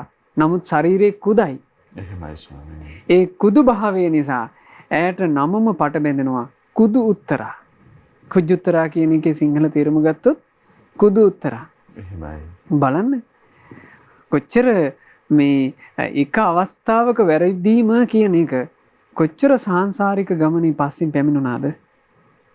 ඒ නිසා අපි මේ කරුණු කාරණා අපිට අහන්න ලැබීම මේ සද්ධර්මයේ ඉගෙනගෙන මේ කරුණු කාරණා ඉගෙන ගන්න ලැබීම අපේ වාග්යක්. මේ වෙනකල් අපිට වැරදිලා තිබුණා නම් අපිට පුළුවන් හදාගන්න. මේ වෙනකල් අපේ හිතවල තිබ්බා නම් කටෝර භාවයන් අපිට පුළුවන් මේ හදවත තෙත් කරගන්න. ඒ හින්දා පින්වතුනි හැමතිස්සෙම තෙත හදවතක් ඇතුව ජීවිතය ගත කරන්න උත්සාහවත් වෙන්න. අපිට පුළුවන් දැන් අපිට සාමාන්‍යයෙන් කරන්න පුළුවන් එකක් මහත්තයා අපිට අහන්න ලැබෙනවානේ රෝගීන් අරගෙන යන ඇම්බියුලන්ස් හඬ. එහෙමයි ස්වාමීනි. අපිට සාමාන්‍ය සමාජයේ ඉන්නකොට අපිට අහන්න ලැබෙන රෝගීන් අරගෙන යන ඇම්බියුලන්ස් හඬ. අපිට පුළුවන් නම් අපේ හදවතින්ම මේ මිනිස්යාට එහි යන්නේ යම් රෝගියෙක් එක්ක රෝගියෙක් බේරා ගැනීම පිණිස යන ගමනක් ඒ. එහෙමයි ස්වාමීනි. අපි දන්නේ නැහැ ඒක ඇතුලේ ඉන්නේ කොයි ආගමේ කෙනෙක්ද? එහෙමයි. කොයි ජාතියක කෙනෙක්ද? අපේම සමීප හතුරෙක්ද අපි මොකුත් දන්නේ. අපිට පුළුවන් නම් මේ හඬ ඇහෙද්දීම අපේ හදවතින් ආශිර්වාදයක් එකතු කරන්න. අනේ මේ තැනැත්තා මේ රතයේ යම් උත්සාහයක් වෑයමකින් බේරා ගන්න සූදානම් වෙන යම් තැනැත්තෙක් ඉන්නවනම් අනේ තැනැත්තා සූපත් වේවා. ඒ තැනැත්තා නිදුක් වේවා. අපිට හිතන්න පුළුවන් නම් මේ හදවත තෙත හදවතක් වෙන්න පටන් ගන්නවා. එහෙමයි ස්වාමීනි. ඒ නිසා බොහෝ ගුණධර්ම මේ ජීවිතය තුළ පිහිටන්න උදව් වෙනවා මහත්තයා ලතෙත් භාවය කියන එක. ස්වාමීනි අනේ මේ අපේ ශ්‍රාවක පින්නතුන්ට හිතෙන්න පුළුවන් කොතරම් කරුණාවක්ද කියලා අපි රාජකාරී කටයුතු වල හරි යන්නේ නතරවාරේ හරි ගිලන් රථයක යන ලෙඩෙක් සුවපත් වේවා කියලා නගරයක ඉන්න 100,000 දෙනෙක්ගේ හිතවල ඒ හිතවිල්ල ඇති වුණොත් ස්වාමීනි ඔබ වහන්සේ මතක් කළා වගේ. ඇත්තටම ඒ බඳු ගුණධර්මයක් නිසාමයි නේද මහත්තයා මේ මනුස්ස ජීවිතය කියන එක සුන්දර වෙන්නේ. එහෙමයි ස්වාමීනි. බාහිර තියෙන කිසිම ආටෝපයකින් හැබැයි සුන්දරත්වයක් ජීවිතයට එකතු කරගන්න පුළුවන් කමක් නැහැ. ඒ නිසා පින්වතුනි ජීවිතයක් සුන්දර වෙන්න බොහෝසේ උදව් වෙනවා. ලතෙත් හදවතක් තිබීම. ලතෙත් ජීවිතය. ඒ නිසා පින්වතුන්ලා කාරුණික හිත්, තෙත්තු හිත් ඇති කරගන්න. ඒ ඇති කර ගැනීම ඔබට බොහෝ කල යහපත පිණිසම හේතු වෙවි. ස්වාමීනි අපට අවසර ලැබේවා අපි විරාමයේ පිණිස කාලය සකස් කරගන්න. ඉතින් සොඳුරු කරුණා බරිත හිතක ආශිර්වාදය මොනතරමින්ද කියන කරුණ පිළිබඳව සොඳුරු දහම් අවවාදය හදවතට ළඟා කරගන්න අවකාශ ලැබුණා. අපි දන්නවා ඔබේ හෘද සාක්ෂිය හදවතේ මතුවෙන යහපත් ප්‍රදේශයේ පාර්ශවයන් උදෙසා විවෘත කරගන්න ඔබේ හිතේ අපේක්ෂාවක් නැති වුණා කියලා. ඉතින් කරුණාවට ඉඩ දෙන්න. දැන් විරාමය.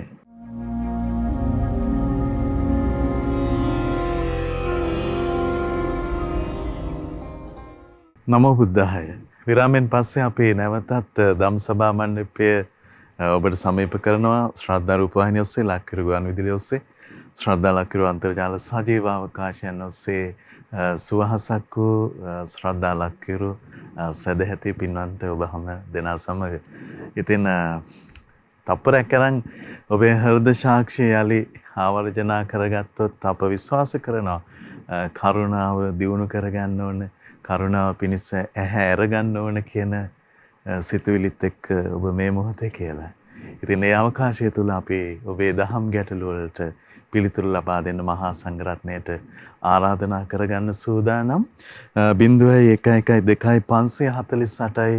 548 ඔබේ දහම් ගැටළුව කෙටියෙන්, නිරවුල්ව, පැහැදිලිව ඉදිරිපත් කරන්න කියලා ආරාධනා කරනවා. ඉතින් ඔබ සූදානම්ම දහම් ගැටළු ඉදිරිපත් කරන තුරු 0112 548 400 අපි පින්වත් ස්වාමින් වහන්සේගෙන් අප සටහන් තබාගත් අපට යොමු වුණ ප්‍රශ්න කීපයක් විමස ගන්න සූදානම් වෙනවා. ස්වාමීනි අවසරයි. මුලින්ම අපට පින්වන්ත මහත්මයෙක් යොමු කරලා තියෙන ප්‍රශ්නයක් නවසීවතික භාවනාව ගැන පැහැදිලි කර දීමක් සිදු කරන්න කියලා මහා සංඝරත්නය වන්දනා කොටගෙන ඉල්ලා සිටිනවා ස්වාමීනි. මහත්තයා නවසීවතික භාවනාව කියලා කියන්නේ කායානුපස්සනා භාවනා යටතේ යෙදෙන භාවනාවක්. සතර සතිපට්ඨානය තුළ කායානුපස්සනාව යටතේ තමයි පින්වතුනි නවසීවතික කියලා කියන්නේ භාවනා නවයක්. මේ කායානුපස්සනාව ගැන අපි කියනකොට කියනවනේ චුද්දස කායානුපස්සනා කියලා. කායානුපස්සනා භාවනා 14යි. ඒ 14න් 9ක්ම මේ නවසීවතික භාවනාව යටතේ තමයි යෙදෙන්නේ. නව සීවතික කියලා කියන්නේ සීවතික කියන එකේ අර්ථය සොහොන. භික්ෂුවක් විසින් සොහොනෙහි දැමූ මෘත ශරීරයක් මුල් කරගෙන මේ ජීවිතේ මේ කය සම්බන්ධයෙන් මනාව නුවණින් වටහා ගන්නවා.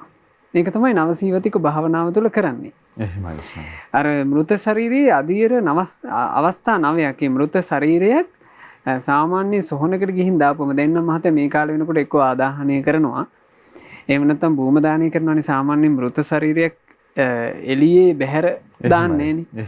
නමුත් ඒ කාලවකවානු වෙනකොට භාග්‍යතුන් වහන්සේ වැඩ ඉන්න කාලේ හැම නගරයකම වගේ මෘත ශරීර අරගෙන ගිහිල්ලා බැහැර කරන සොහොන් පිට්ටනිය තිබිලා තියෙනවා. එතකොට මැරිච්චි ඥාතියාව ඒ ප්‍රදේශයට අරන් ගිහිල්ලා අපේක්ෂා රහිතව බැහැර කරලා එනවා. එහෙමයි ස්වාමී. ඊට පස්සේ බැහැර කරාට පස්සේ අර ස්වභාවිකව තමයි මේ ශරීරය මේ සම්පූර්ණයෙන්ම කුණු වෙලා යන තත්ත්වයට පත් වෙන්නේ. ඒතර භික්ෂුන් වහන්සේලා හරියට මේ සොහොන ඇසුරු කරගෙන තමන්ගේ ජීවිතයේ යථාර්ථය වටහා ගැනීම උදෙසා සොහොන ඇසුරු කරගෙන භාවනා කරලා තියෙනවා. විශේෂයෙන් මේ හිත්වල බලපවත්වන ක්ලේශ ස්වභාවයක්නේ මහත්තයා සරාගී බව රාගය. එහෙමයි. රාගය කියන එක තමන්ට තමන්ගේ රූපය ගැනත් තියෙනවා. තමන්ට පරිබාහිර අයගේ රූප ගැනත් මේ රාගය කියන එක හට ගන්නවා. එතකොට මේ තමන්ගේ යයි සලකන රූපය ගැනත් තමන්ගෙන් පරිබාහිර යයි සලකන රූප ගැනත් ඇත්ත තේරුම් ගැනීම පිණිස මේ නවසීවතික භාවනා අපිට උදව් වෙනවා. අපි ගත්තොත් එහෙම අසුබ භාවනාව කියලා කියන්නේ මේ ශරීරයේ යථාර්ථය මෙනෙහි කිරීම. ඊළඟට ගත්තොත් ධාතු මනසිකාරය, පඨවි ආපෝ තේජෝ වායෝ කියන සතර මහා භූතයන්ගෙන් හටගත්ත මේ ශරීරයේ යථාර්ථ ස්වභාවය තේරුම් ගන්න තමයි අපි ධාතු මනසිකාර භාවනාත් කරන්නේ. ඊළඟට ගත්තොත් එහෙම අට්ඨික සංඥා භාවනාව. මේ අට්ඨික සංඥා භාවනාව කියන එකෙමුත් මේ ශරීරයේ යථාර්ථය තමයි අපි තෝර බේර ගන්නෙ.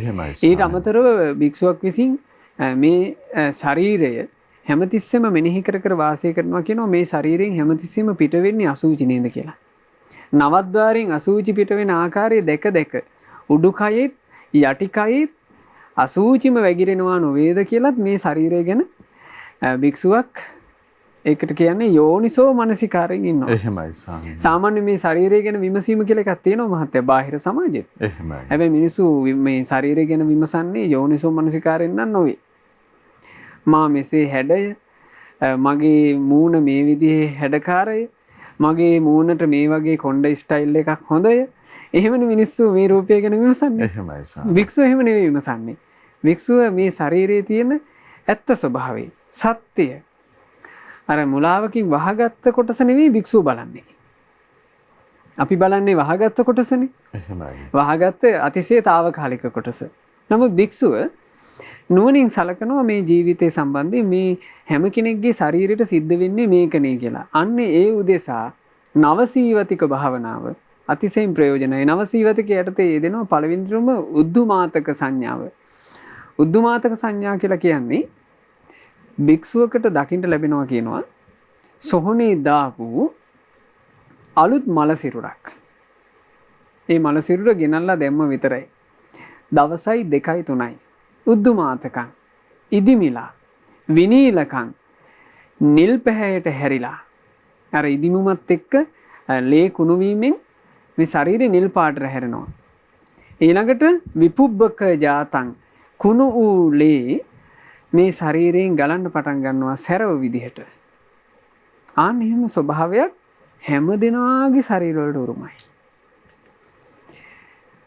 ගොඩාක් පැහැපත් සමක් තිබ්බ කෙනෙක් වුණත් මැරිලා දවස් 2-3 යනකොට නිල් පාට වෙලා ඉදිමිලා සැරව ගලන්න පටන් ගන්නවා. භික්ෂුව ඒක හිතට අරගන්නවා. මේ ශරීරයේ යම්සේද මගේ සිරුරත් එසේමය. මගේ ශරීරයටත් සිද්ධ වෙන්නේ මේකනේ. එහෙමයි ස්වාමීනි. බාහිර ඉන්නවා ලස්සනයි හැඩයි හරි ෂෝක්. එයාගේ රූපේ නම් හරි ලස්සනයි කියන අය ඉන්නවා බාහිර. ඊළඟට අපිට දකින්න ලැබෙනවන මහත්ය සමාජය තුළ ඉන්නව නේද අනිත් මිනිස්සු තමන්ගේ ළඟ රූප රාමු තියාගන්න ආස කරන රූප. එහෙමයි ස්වාමීනි. විශේෂයෙන් දැන් නම් අද කාලේ වෙනකොට නම් ගොඩක් අඩුයි. නැත්නම් ඉස්සර ගොඩාක් ගෙවල් වල කැලෙන්ඩර් ගහනවා තිබුණානේ. එහෙමයි ස්වාමීනි. එතකොට කැලෙන්ඩර් වල ගොඩාක් වෙලාවට ගහගන්නේ නළු නිලියන්ගේ රූප. කාගේ හරි රූපයක් ගහ ගන්නවා. ඒ රූපෙටත් ඔය ඉරණමයි. එහෙමයි. එතකොට තමාගේ ශරීරයත් තමන්ගේ බාහිර අයගේ ශරීරයත් මෙහෙම නේද කියලා භික්ෂුව අර මලකුණේ ස්වභාවය මුල් කරගෙන කල්පනා කරනවා. මැරිලා දවස් 2-3 යනකොට මගේ ඇඟටත් සිද්ධ වෙන්නේ මේක. ඔන්න එක සීවතිකයක්. ඊට පස්සේ භික්ෂුවට දකින්න ලැබෙනවා අර මෘත ශරීරය සත්තු විසින් කමින් ඉන්න හැටි. නොඑක් සත්තු මේ මෘත ශරීරය ආහාරයට අරගන්නවා. මේ ගිජුලි හිනියෝ, උකුස්සෝ, කපුටෝ මේ වගේ පක්ෂීන්, ඊළඟට බල්ලෝ, සිවල්ලු මේ වගේ සත්තු, ඊළඟට ඊටා කුඩා සත්තු මේ ශරීරයේ ආහාරයට අරගන්නවා. ඒක දකින්න ලැබෙනවා. ඒක දකින්න ලැබෙනකොට භික්ෂුව කල්පනා කරනවා මගේ ශරීරයට මේකමයි සිද්ධ වෙන්නේ. ඒ තමයි දෙවනි සීවතිකේ. ඊළඟට කල්පනා කරනවා අට්ටි සංකලිකං. ඒ භික්ෂුවට දකින්න ලැබෙනවා අර සත්තු කාල මහත්තයා මේ මෘත ශරීරයේ ඇට පෑදිලා. සමංස ලෝහිත මක්කිතං. හැබැයි තනින් තන හම මස් ලේ ඉතුරු වෙලා තියෙනවා. මේ ශරීරය විසිරලා ගිහිල්ලා නැහැ. නහර වැල් වලින් එකට ගැට ගැහිලා තියෙනවා. එහෙම අවස්ථාවක් දකින්න ලැබෙනවා. ඒ තමයි තුන්වෙනි සීවතිකේ. එතකොටත් කල්පනා කරනවා ඉතින් මගේ ශරීරයටත් මේක තමයි උරුම වෙන්නේ. ඊළඟට භික්ෂුවට දකින්න ලැබෙනවා අට්ටි සංකලිකං. මේ මෘත ශරීරයේ ඇටසැකිල්ල පෑදී තිබෙනවා. ඒ පෑදුණු ඇටසැකිල්ල ලේ වලින් තැවරිලා තියෙනවා. මස් නෑ දැන්. අර මස් ඔක්කොම ඉවත් වෙලා ගිහිල්ලා. හැබැයි ලේ තැවරිලා තියෙනවා. නහර වැල් වලින් එකිනෙක සම්බන්ධ වෙලා තියෙනවා. භික්ෂුවට එහෙමත් දකින්න ලැබෙනවා. ඒක තමයි හතරවෙනි සීවතිකේ. ඊළඟට භික්ෂුවට දකින්න ලැබෙනවා තව ටික කාලයක් යනකොට අපගත මංස ලෝහිතං. මස්ලේ මුකුත්ම නැහැ. ඇටසැකිල්ල විතරක් පෑදිලා තියෙනවා. පෑදුණු ඇටසැකිල්ල තද නහර වැල් වලින් එකකට එකක් ගැට ගැහිලා තියෙනවා. විසිරිලා නැහැ. එහෙමයි ස්වාමී. එහෙම අවස්ථාවක් දකින්න ලැබෙනවා. එහෙම අවස්ථාවක් මේ ශරීරය දකින්නකොට භික්ෂුව කල්පනා කරනවා ඉතින් මගේ ශරීර කුඩුව කියලා කියන්නේ මේට පරිබාහිර එකක් නෙවෙයි, මේකම තමයි සිද්ධ වෙන දේ. අනුන්ගේ කියලා හිතන ශරීර වලටත් මේකමයි වෙන්නේ. ඉතින් නුවණින් කල්පනා කිරීම මෙතන තියෙන්නේ. එහෙමයි. යෝනිසෝ මනසිකාර කරනවා තමන්ගේ කයේ ඇත්ත ස්වභාවය ගැන. ඊළඟට භික්ෂුවට දකින්න ලැබෙනවා මේ සීවතිකාවේ 6 වෙනි අවස්ථාව. අට්ටිකානි අපගත සම්බන්ධානි. අර ඇටසැකිලි ඔක්කොම සම්බන්ධ වෙලා තිබ්බ එක විසිරලා ගිහිල්ලා. දැන් සම්බන්ධයක් නැහැ. දිසාසු විකිත්තානි. ඒ දිසාවල මේක විසිරලා ගිහිල්ලා. ඔළුව එක පැත්තක තියනවා පේනවා කියනවා, අත්තට තව පැත්තක, කකුල්ලට තව පැත්තක, ඉලයට කූඩුව වෙනම, කොඳුයට පේලිය තව පැත්තක. එහෙමයි. මේ සිරුර විසිරලා ගිහිල්ලා. එහෙම දකින්නකොට භික්ෂුව ඒකත් Tamanට ගලපා බලන්න පටන් ගන්නවා. 7 වෙනි සීවතිකය භික්ෂුව කල්පනා කරනවා. භික්ෂුවට පේන්න ගන්නවා අර විසිරිච්චි ඇට කෑලිවල දැන් තත්ත්වය ගොඩාක් වෙනස් වෙලා. පොඩිවත් මේ ප්‍රාණවත් බවක්, ඒ කියන්නේ පොඩිවත් ලේ පාටක් ඒ ඇටසැකිලි වල නැහැ. ඒ ඇටසැකිලි සම්පූර්ණයෙන්ම සුදු පාට වෙලා. හරියට හක් ගෙඩිය වගේ. එහෙමයි ස්වාමී. අන්න එහෙම අවස්ථාවක් මේ ඇටසැකිල්ලේ දකින්න ලැබෙනවා. භික්ෂුවට මේ වෙනකොට ගොඩාක් දිරලා ගිහිල්ලා. එතකොට භික්ෂුව කල්පනා කරනවා ඉතින් මගේ ශරීරෙට මේකමයි වෙන්නේ. ඊළඟට 8 වෙනි සීවතිකේ 8 වෙනි සීවතික අවස්ථාව දකින්නකොට ඒ භික්ෂුවට පේන්න තියෙන්නේ ඇටසැකිල්ල දැන් අර වෙන් වශයෙන් අඳුන ගන්න අමාරුයි. මේ අත් ඇටයක්, මේ පා ඇටයක්, මේ ඇඟිලි ඇටය, මේ ඔළුව ඇටය කියලා අඳුනන්න බෑ මහත්තයා. කුඩු කුඩු වගේ කැඩිලා ගිහිල්ලා දැන් චූටි කැබලි තමයි තියෙන්නේ. ඒ අවස්ථාව දකින්නකොට භික්ෂුව කල්පනා කරනවා ඉතින් මේ ශරීරෙට මේකම නෙවෙන්නේ. හැමෝගෙම ශරීර කූඩු වලට මේක නෙවෙන්නේ. අවසාන 9 වෙනි සීවතිකේ භාග්‍යතුන් වහන්සේ වදාළේ අට්ටිකානි පූතීනි. ඇටත් කුණු වෙලා ගිහිල්ලා. චුන්නක ජාතානි හුණු බවට පත් වෙලා. සම්පූර්ණයෙන්ම අර මෘත ශරීරයේ තිබ්බ තැන නිකන් සුදු පාට පැල්ලමක් වගේ විතරයි මහත්තයා තියෙන්නේ. එහෙමයි. සම්පූර්ණයෙන් නැතුව ගිහිල්ලා. එහෙමයි. එතකොට භික්ෂුවක් මේ විදිහට ජීවිතේ මේ නොයෙක් නම්බුනාම ආදිය දීගෙන, නොයෙක් සැරසිලි කරගෙන, නොයෙක් සුවඳ ගල්වාගෙන පවත්වන මේ ශරීරය ඇත්තගෙන භික්ෂුව හිතන්න පටන් ගන්නවා. ඊළඟට බාහිර රූප වලට වසඟ වෙලා යනකොට ඒ බාහිර රූපත් ඒ විදිහටම කල්පනා කරන්න පටන් ගන්නවා. ඒක තමයි කායානුපස්සනා කියලා කියන්නේ පින්වතුනි. කය මුල් කරගෙන හරියට සිහිය පිහිටුවීම. සතිපට්ඨානෙනේ දෙන්නේ කායානුපස්සනාව. සතිපට්ඨාන කියලා කියන්නේ සිහිය පිහිටුවා ගැනීම. සිහිය පිහිටුවා ගන්න මුල් කරගන්නවා කය අනුව බැලීම. ඒකට කියනවා කායානුපස්සන. කය අනුව බලද්දී සිහිය පිහිටන්නේ කයට සිද්ධ වෙන ඇත්ත සිහි කරොත්. ඒ ඇත්ත තමයි යෝක. ඕකින් මහත්තයා ওই විදිහට කයේ ස්වභාවය දකින්නත් පුළුවන්. ඒක එක ආකාරයක ඒ භාවනාව වඩන කෙනෙකුගේ ජීවිතය තුළ යම් සරාගී භාවයන් සංසාරයට ඇද දමන ලාමක බන්ධන තියෙනවා නම් ඒව දුරු වෙන්න පටන් ගන්නවා. එහෙමයි ස්වාමී. ඊළඟ එක තමයි එයාට අනිත්‍ය ස්වභාවය ප්‍රකට වෙනවා. අනිත්‍ය භාවය. මේ වෙනසි යන හැටි විනාශ වෙලා යන ස්වභාවය. බලන්න අනුක්‍රමිකව මේ නවසීවතික තෝරනකොට තේරුණානේ. අනුක්‍රමිකව අනිත්‍ය වෙලා යන හැටි වෙනස් වෙලා යන හැටි. අන්න අනිත්‍ය ස්වභාවයේ හටගත්ත සංස්කාර ධර්ම සියල්ල අනිත්‍යයි කියන එකත් නවසීවතික භාවනාව කරන භික්ෂුවකට වටහා ගන්න පුළුවන්. ඒ නිසා නවසීවතික භාවනාව දැන් අද කාලේ වෙනකොට නම් අපිට එහෙම මේ සොහොනකට ගිහිල්ලා දැක ගන්න පුළුවන්කමක් ඇත්තේ නෑ. ඒ කාලේ ඉතින් ඒ කාලේ වික්ෂුන් ගැන කල්පනා කරනකොට ඒ කරුණු කාරණා තුල පිළිහිట్లా කල්පනා කරනකොට මහත්තයා අද කාලෙට වඩා කොච්චර චිත්ත ශක්තියක් තිබ්බද කියලා තේරෙනවා. එහෙමයි ස්වාමීනි. සොහොනකට ගිහිල්ලා මලකඳන් අස්සේ භාවනා කරලානේ. එහෙමයි. අද කාලේ නම් මේ මලකඳක් නෑ මේ වර මිනි වලලලා සමහරවට සිමෙන්තියෙන් බැඳලා තියෙන එහෙම සටහන් තියෙන එකක උනත් මේ කනත්තන් ළඟින් යන්නත් බයයිනේ නේ. එහෙමයි ස්වාමීනි. අද කාලේ වෙනකොට එච්චර චිත්ත ශක්තිය නෑ.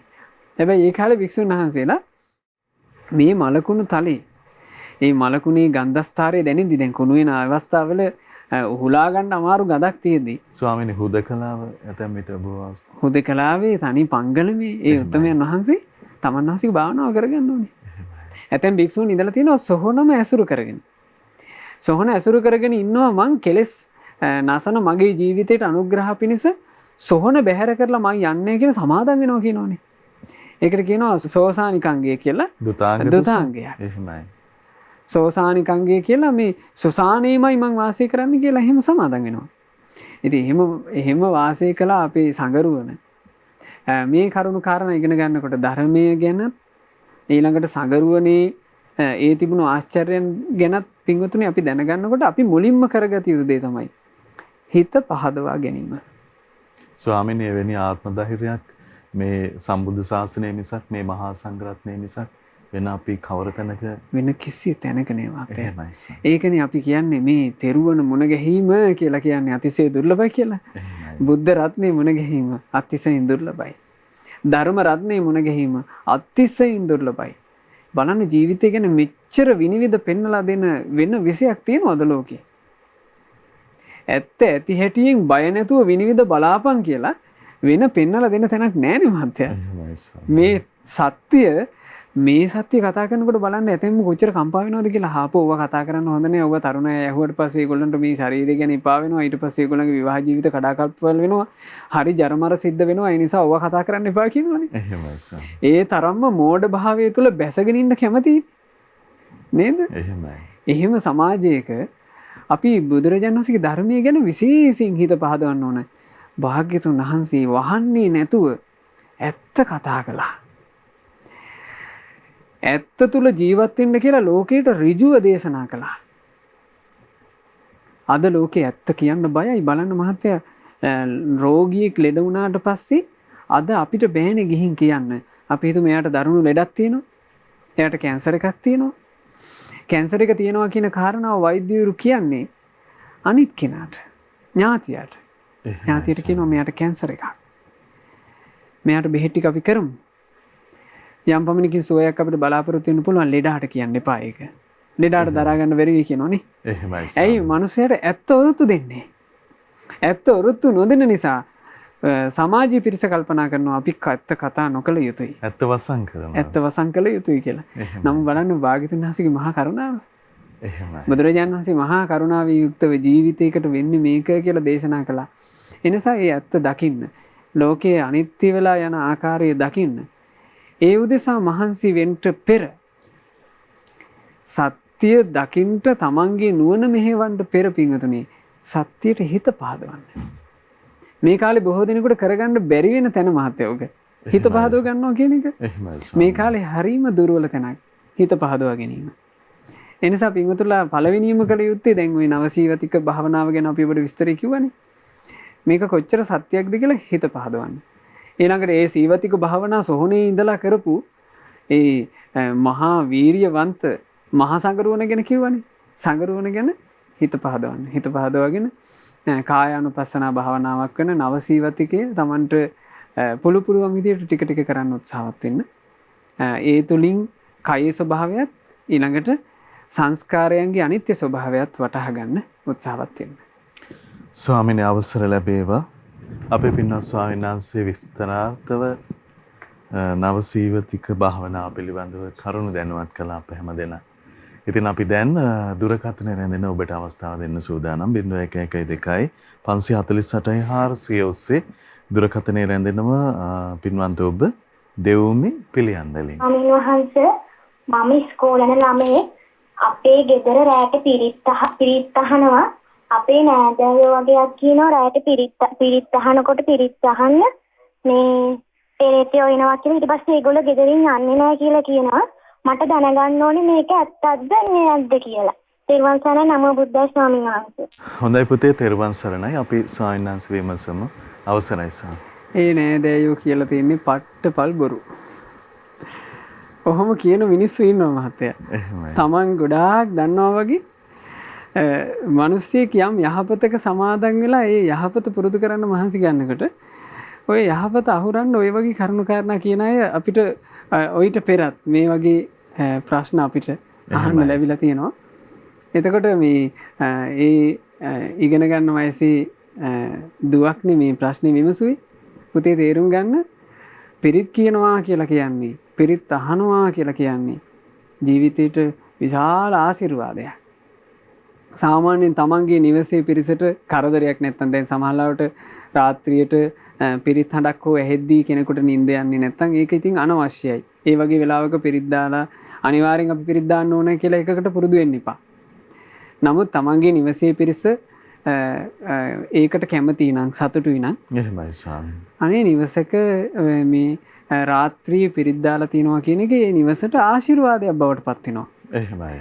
දැන් ඔය සිදුවීමක් තියෙනවනේ මහත්තයා මේ බුදුරජාන් වහන්සේගේ කාලේ එක වයසක ජෝඩුවකට දරු පැටියෙක් හම්බ වුණා. එහෙමයි. මේ දරුවා හම්බ වුණාට පස්සේ ඒ කාලේ හිටපු නැකත්කාරයෙක් කියලා තියෙනවා මේ දරුවට අඩු ආයුෂ තියෙන්නේ මේ දරුවා ඉක්මනින් මැරෙනවා. පිළියමක් නෑ මේ දරුවට වැඩි ආයුෂක් නෑ කියලා. අනේ මේ වයසක ජෝඩුව හොඳටම දුකටපත් වුණා. එහෙමයි. දැන් තමන්ගේ දරුවා මේ බොහොම කෙටි කාලයක ඇතුළත මැරිලා යනවා. මේක උහුල ගන්න බෑ. මේගොල්ලෝ මේකට පිළියමක් හොයාගෙන හැම තැනම ගියා. පිළියම් ලැබුණේ. අන්තිමේ භාග්‍යතුන් වහන්සේ ළඟට මේ දරුවව කැඳවගෙන එනකොට මේ දරුවට වයස අවුරුදු 7ක් වෙන්න. එහෙමයි ස්වාමී. එතකොට බුදුරජාණන් වහන්සේ ළඟට කැඳවගෙන ඇවිල්ලා මේ කාරණේ කිව්වා.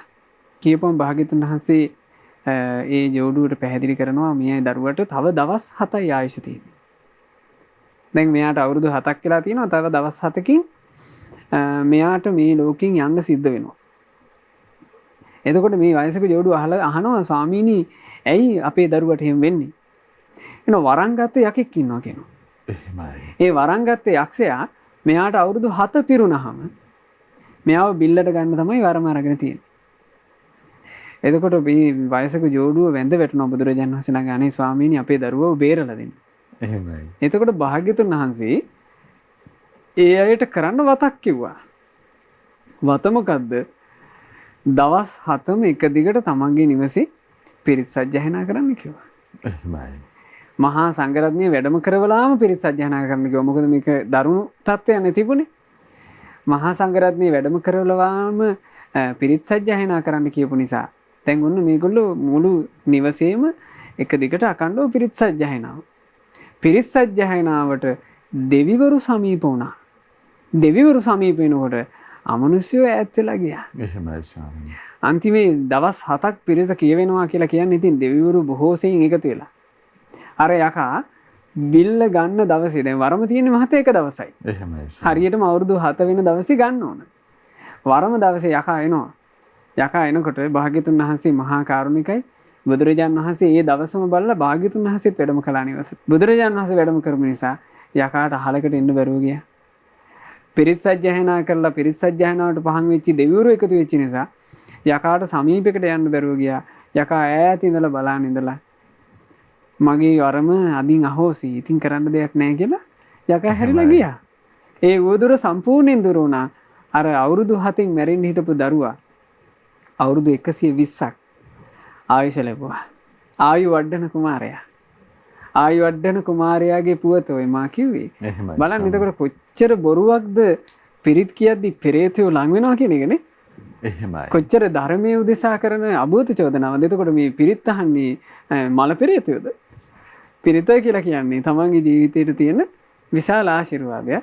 ඒ නිසා ඔය ඒ වගේ කාරණා ඒ වගේ තියෙන අසත්‍ය හොඳට අඳුනාගෙන තමන්ගේ ජීවිතයේ යහපත පිණිස පවතින ඒ උතුම් කාරණා අත් නොහැර ජීවිතේ සිද්ධ කරන්න. එහෙමයි. අවසරයි ස්වාමීනි. ස්වාමීනි මේ වනාත විල්වෙන් ධනුෂ්කා මෑණියන් යොමු කරලා තියෙන ප්‍රශ්නේ මගේ අවුරුදු 19ක පුතා හොඳට ඉඳලා හදිස්සියෙම මේ පරලෝ යන්නට යෙදුණා. එයාට හීනයක් වගේ කියලා කියන මේ පින්වන්ත මවට ඒ සිද්ධිය. මේ මවට දැනගන්න උවමනයි ඇයි එහෙම වුනේ කියලා. ස්වාමීනි හදිස්සියෙම ඇයි එහෙම වුනේ කියන කාරණා ගැන. මේ කාරණේදී අපි තේරුම් ගන්න ඕන වටින දෙයක්. කවුරුත් මේ ලෝකෙන් කලින් ලකල හැස්ති වෙලා සූදානම් වෙලා මම මැරෙන්නයි යන්නේ කියලා එහෙම මැරෙන්නේ නැහැ. එහෙමයි ස්වාමීනි. බොහෝ මරණ ඇත්තටම හීනයක් වගේ තමයි. අපි ප්‍රිය කරන අයත් එක්ක අපි සන්තෝෂින් ඉද්දි ඒ අය මේ ලෝකේ දාලා යනවා. නමුත් අපේ කරා මේ දුක පැමිණෙනකොට මහත්තයා අපිට හිතෙනවා ඒ ගැන මේවා මටම වෙන්නේ ඇයි? මේවා මගේ දරුවන්ටම වෙන්නේ ඇයි? මේවා මගේ පවුල් පසුබිමටම වෙන්නේ ඇයි? ඇයි අපිටම කරදර කඩාපාත් වෙන්නේ? කෙනෙකුට එහෙම හිතනවා. එහෙම හිතන ස්වභාවය නිසාම තමයි අපේ හදවත්වල දුක පළපදියම් වෙන්නේ. දුක, සංතාපයේ, ශෝකයේ කියන එක පළපදියම් වෙනවා ඔහොම හිතන්න ගත්තාම. බුදුරජාණන් වහන්සේගේ ධර්මයේ තුල ශ්‍රාවකෙක් නුවණින් කල්පනා කරන ආකාරය තියෙනවා. නුවණින් කල්පනා කරන ආකාරය නොතිබ්බා නම් මහත් අපිට කරන්න දෙයක් නැහැනේ. ඇයි අපිට තියෙන්නේ මෝඩ විදිහට කල්පනා කරන්න විතරයි. ඊළඟට ශෝකයේ උපදින විදිහට කල්පනා කරන්න විතරයි. අපි ඇත්ත දන්නේ නැහැනේ. දැන් භාග්‍යතුන් වහන්සේගේ ධර්මයේ තුල අපිට කියලා දීලා තියෙනවා නුවණින් කල්පනා කරන විදිහ. නුවණින් කල්පනා කරන විදිහ තුල තියෙන්නේ ශෝකහුල ඉදිරි යාමක්. එහෙමයි ස්වාමීනි. ශෝකහුල හදවත පසාරු කරගෙන ඇනිලා තියෙද්දි ඒක ඉදිරි යනවා නුවණින් කල්පනා කරනකොට. කොහොමද නුවණින් කල්පනා කරන්නේ? මේ ලෝකේ උපන් සියලුම සත්වයෝ ජරා ධර්මයේ කියන එක පැමිණෙනකොට ජරාවට පත්වන්නේමය. ව්‍යාධි ධර්මයේ කියන එක පැමිණෙනකොට ලෙඩ දුකට පත්වන්නේමය. මරණ ධර්මය එනකොට මරණයට පත්වන්නේමය. මේ සත්වයාගේ ගෙවි යන ආයුෂය නවත්වන්නට නොහැකිව ගෙවි යන්නේමය. මේ සත්වයාට නැසී යන මොහොත පැමිණි කල්හි නැසී යන්නේමය. එහෙමයි ස්වාමීනි. ඉතින් මේ ප්‍රශ්නේ විමසපු අම්මාගේ ඒ ආදරණීය පුතාටත් එහෙමයි. ඒ දෙයමයි සිද්ධ වුණේ කියන එක අපි තේරුම් ගන්න ඕනේ නේ. එහෙමයි ස්වාමීනි. ඒ තේරුම් අරගෙන අපි කල්පනා කරන්න පටන් ගන්න ඕන මේ දුක උරුම මට විතරක් නෙමෙයි කියන තැන ඉඳලා. බුදුරජාණන් වහන්සේ දේශනා කළා ශ්‍රාවකයා කල්පනා කරනවා මේ ලෝකේ යමෙක් උපන්නාද ජීවත් වෙනවාද ඒ සියලු දෙනාට මේ ධර්මතාවය පොදුයි. ඒ හින්දා මේ ධර්මතාවයට මට මුහුණ දෙන්න වෙනකොට මං ඒ කරුණට නිකරුණේ අඬනවා වැළපෙනවා කියලා කියන්නේ අර්ථවත් දෙයක් නෙවෙයි කියන. එයා තමන්ගේ හිතේ තියෙන වේදනාව සංසිඳවා ගන්න ඕන. එහෙමයි. අපි ගත්තොත් එහෙම ඒ දරුවාට එහෙම ජීවිතයක් උරුමුනේ ඇයි කියලා සෙවීම හෝ මරණින් මත්තේ එයා කොහේ ගිහිල්ලා උපන්නාද කියලා හැවීම හෝ එහෙමයි. ඒ දේවල් දැන් අපිට අදාළ දේවල් නෙවෙයි. ඒ දේවල් හොයන්න ගියොත් එහෙම අපිට තව තවත් හදවතේ තියෙන සංතාපේ වේදනාව දුක වැඩිවීමමයි සිද්ධ වෙන්නේ. ඒ නිසා කාරණේ විදිහට තේරුම් ගන්න. තේරුම් අරගෙන තමන්ගේ හදවතේ දුක තුනී වෙන ආකාරයෙන් නුවණින් විමසන්න දක්ෂ වෙන්න. ඒක නුවණින් විමසා ගන්න අමාරු නම් ඒ මවුට ඒ පවුලේ සියලු දෙනාට ගොඩක් හොඳයි මේ කාලවකවානුවේ වැඩිපුර බණ අහන්න. නිතර ධර්මයට සවන් දෙන්න. හිතේ තියෙන දුක සංතාපය තුනී වී යනකම් එක දිගට බණ අහන්න. ඔබේ හදවතට ශාන්තිය, සුවය, සැනසෙල්ලක් දෙන්නේ. ඉතින් අපේ පින්වත් ස්වාමීන් වහන්සේ අපට කරුණාවෙන් වනාත විල්වෙන් ධනුස් කමෑණියන්ගේ ප්‍රශ්නයට පිළිතුරු ලබා දුන්නේ. ස්වාමීනි තවත් ප්‍රශ්නයක් යොමු වෙනවා මොරටුවේ හේරත් මහත්මිය උදයව්වේ ඥානය කියන්නේ කවරක්ද කියලා පහදලා දෙන්න කියලා ඉල්ලා සිටිනවා. ඒ වගේම ස්වාමීනි ආර්ය උපවාද කර්මයකට බඳුන් වී සිටී නම් එයින් ගැලවෙන්නට ඉන් පසුව බහුල කොට වඩන්න ඕන දේවල් ගුණධර්ම මොනවද කියලා විමසලා තියෙනවා. අවසරයි ස්වාමී. උදයව්‍ය ඥානය කියන වචනේ සරල අර්ථය හට ගැනීමත් නැසීමත් දකින නුවණ. හට ගැනීමත් නැසීමත් දකින්නේ කුමකද? පංච උපාදානස්කන්ධේ. රූප වේදනා සංඥා සංස්කාර විඥාන කියන පංච උපාදානස්කන්ධේ හේතු මුල් කරගෙන හට ගන්නා හැටිත් රූප වේදනා සංඥා සංස්කාර විඥාන කියන පංච උපාදානස්කන්ධය ඒ හේතුන් නිරුද්ධ වීමෙන් නිරුද්ධ වී යන හැටිත් දියුණු කරන ලද ප්‍රඥාවෙන් දැකීම. ඔන්න ඔකට තමයි කියන්නේ උදයව්‍ය ඥානය කියලා. අපි චතුරාර්ය සත්‍ය ධර්මයේ විමසනකොට ආයතන වනසෙන් මනසිකාර කරනකොට පටිච්ච සම්පාද වශයෙන් මනසිකාර කරනකොට ධර්මයේ විදර්ශනා වශයෙන් විමසද්දී ඕන්න ඔය උදයව්‍ය ඥානය තමයි අපේ ජීවිතය තුළ ටික ටික දියුණු වෙන්නේ. උදයව්‍ය ඥානය කෙනෙකුට ලැබුණා නම් මහත්තයා එයා ලෝකයේ අනිත්‍ය ධර්මයේ දකිනවා. වෙනස් වෙලා යනවා. හේතු නැසීමෙන් වෙනසී යනවා කියන දේ එයා හොඳට දකින කෙනෙක් බවට පත් වෙනවා. එහෙමයි. ඊළඟට ඇහුවේ ආර්ය උපවාද කර්මය. එහෙමයි ස්වාමී. ආර්ය උපවාද කර්මයක් සිදු වී තිබෙනවා නම් අපි තුමු සෑරජන් වහන්සේ නමක් මුල් කරගෙන සිද්ධ වුණේ කියලා. දැන් මේ කාලේ මිනිස්සු ගොඩාක් උපවාද කරගත්තානේ සෑ වන්දනාවලට. සෑරජානන් වහන්සේ නමකට මහා සත්කාර සම්මාන සහිතව වන්දනාමාන කරනකොට එහෙමයි. ඒ වන්දනාමානයේ උහුලා ගන්න බැරුව ඒ සෑරජානන් වහන්සේලාට ගරහා කළා, පහස කළා. ඒ කියන්නේ සෑයට කියනවා මෙහෙම. දැන් සෑයට පළතුරු පූජා කරොත් එහෙම කියනවා සෑයකට මොකටද ඔච්චර පළතුරු පූජා කරන්නේ? එහෙමයි ස්වාමීනි. නිකම්ම ගඩොල් ගොඩකට ඇයි පළතුරු පූජා කරන්නේ? එහෙමයි. අන්න සෑයට ගෙරහුවා. සෑරජානන් වහන්සේ කියලා කියන්නේ ශාස්ත්‍රූන් වහන්සේ සදිස පූජනීය වස්තුව. එහෙමයි. ඊළඟට මේ කාලේ කරගන්න ආර්ය උපවාදය බුදුරජාන් වහන්සේ උපන්නේ ඉන්දියාවේ නෙවෙයි මෙහි කියනවා. ඒ ගැරහීම යපහාසය ශාස්ත්‍රූන් වහන්සේටම වදින එක. එහෙමයි ස්වාමී. බුදුරජාන් වහන්සේම යනුදෙන වදාළි මහණෙනි තථාගතයන් වහන්සේ බෝධිසත්වයෝ විදිහට උපන්නේ මෙතනය කියලා සදහවත් ශ්‍රාවකෙක් විසින් ප්‍රසාද සංවේග උපදවාගත යුත්තේය. මගේ ශාස්ත්‍රූන් වහන්සේ ශ්‍රී සම්බෝධිය සාක්ෂාත් කළේ මෙතනදීය කියා ඒ ස්ථානයේ දැක සදහවත් ශ්‍රාවකෙක් ප්‍රසාද සංවේග උපදවාගත යුත්තේය. බුදුරජාන් වහන්සේ දහම් දෙසුවේ මෙතනදීය කියා සදහවත් ශ්‍රාවකෙක් එය දැක ප්‍රසාද සංවේග උපදවාගත යුත්තේය. මගේ ශාස්ත්‍රූන් වහන්සේ දහම් දෙසා පිරිනිවන් වැඩියේ මෙතනදීය කියා සදහවත් ශ්‍රාවකෙක් ඒ ස්ථානයේ දැක ප්‍රසාද සංවේග උපදවන්න ඕන.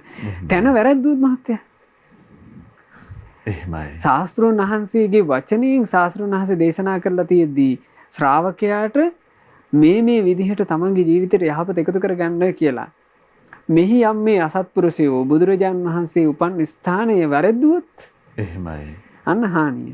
එතකොට ඒක කරන ඒක අනුමෝදන් වෙන ඒකත් වෙන්න පුළුවන් කියලා කියන ඒවට හූමිටි තියෙන සියලු දෙනාට ආර්ය උපවාද කර්මයට හේතු වෙන්න සිද්ධ වෙනවා. ඉතින් මේ වගේ මේ වර්තමාන කාල වකවානුවේ දැන් මිහිඳු මහරහතන් වහන්සේට ගැරහිලි අපහාස කරනවානේ ওই ලංකාවේ බුදුන් උපන්නා කියන කොට්ටාස එකතු වෙලා. එහෙමයි ස්වාමී. මිහිඳු මහරහතන් වහන්සේ ගැන කියන්නේ කොහොමද මහත්තයා? මිහිඳු මහරහතන් වහන්සේ කියලා කියන්නේ ධර්මාශෝක අධිරාජයා මේ ලංකාවට එවපු පැවිදි වෙසින් ආපු ඔත්තුකාරයෙක්. බලන්න අපට ධර්මයේ දායාද කරපු අපේ මේ ලංකා භූමියට අනුබුදුරයන් වහන්සේ. එහෙමයි ස්වාමී. අපි මේ යම් දහමක සැනසෙනවා නම් අංශු මාත්‍රයක් හරි මිහිඳු මහරහතන් වහන්සේ නිසා. එහෙමයි ස්වාමී. අපි මේ ලාංකීය අභිමානවත් සංස්කෘතිය ගොඩනැගුණේ මිහිඳු මහරහතන් වහන්සේ නිසා. එහෙමයි. ඒ බඳු මහෝත්තමයන් වහන්සේ අදටුනත් ඔය මේ යම් මිනිස්සෙක් ලොකුවට දහමක් දන්නේ නැති වුණත් මහසයා ජීවිතේට ගින්දර එනකොට සෑයක් බෝධියක් ළඟ ගිනි නිවා ගන්නවා.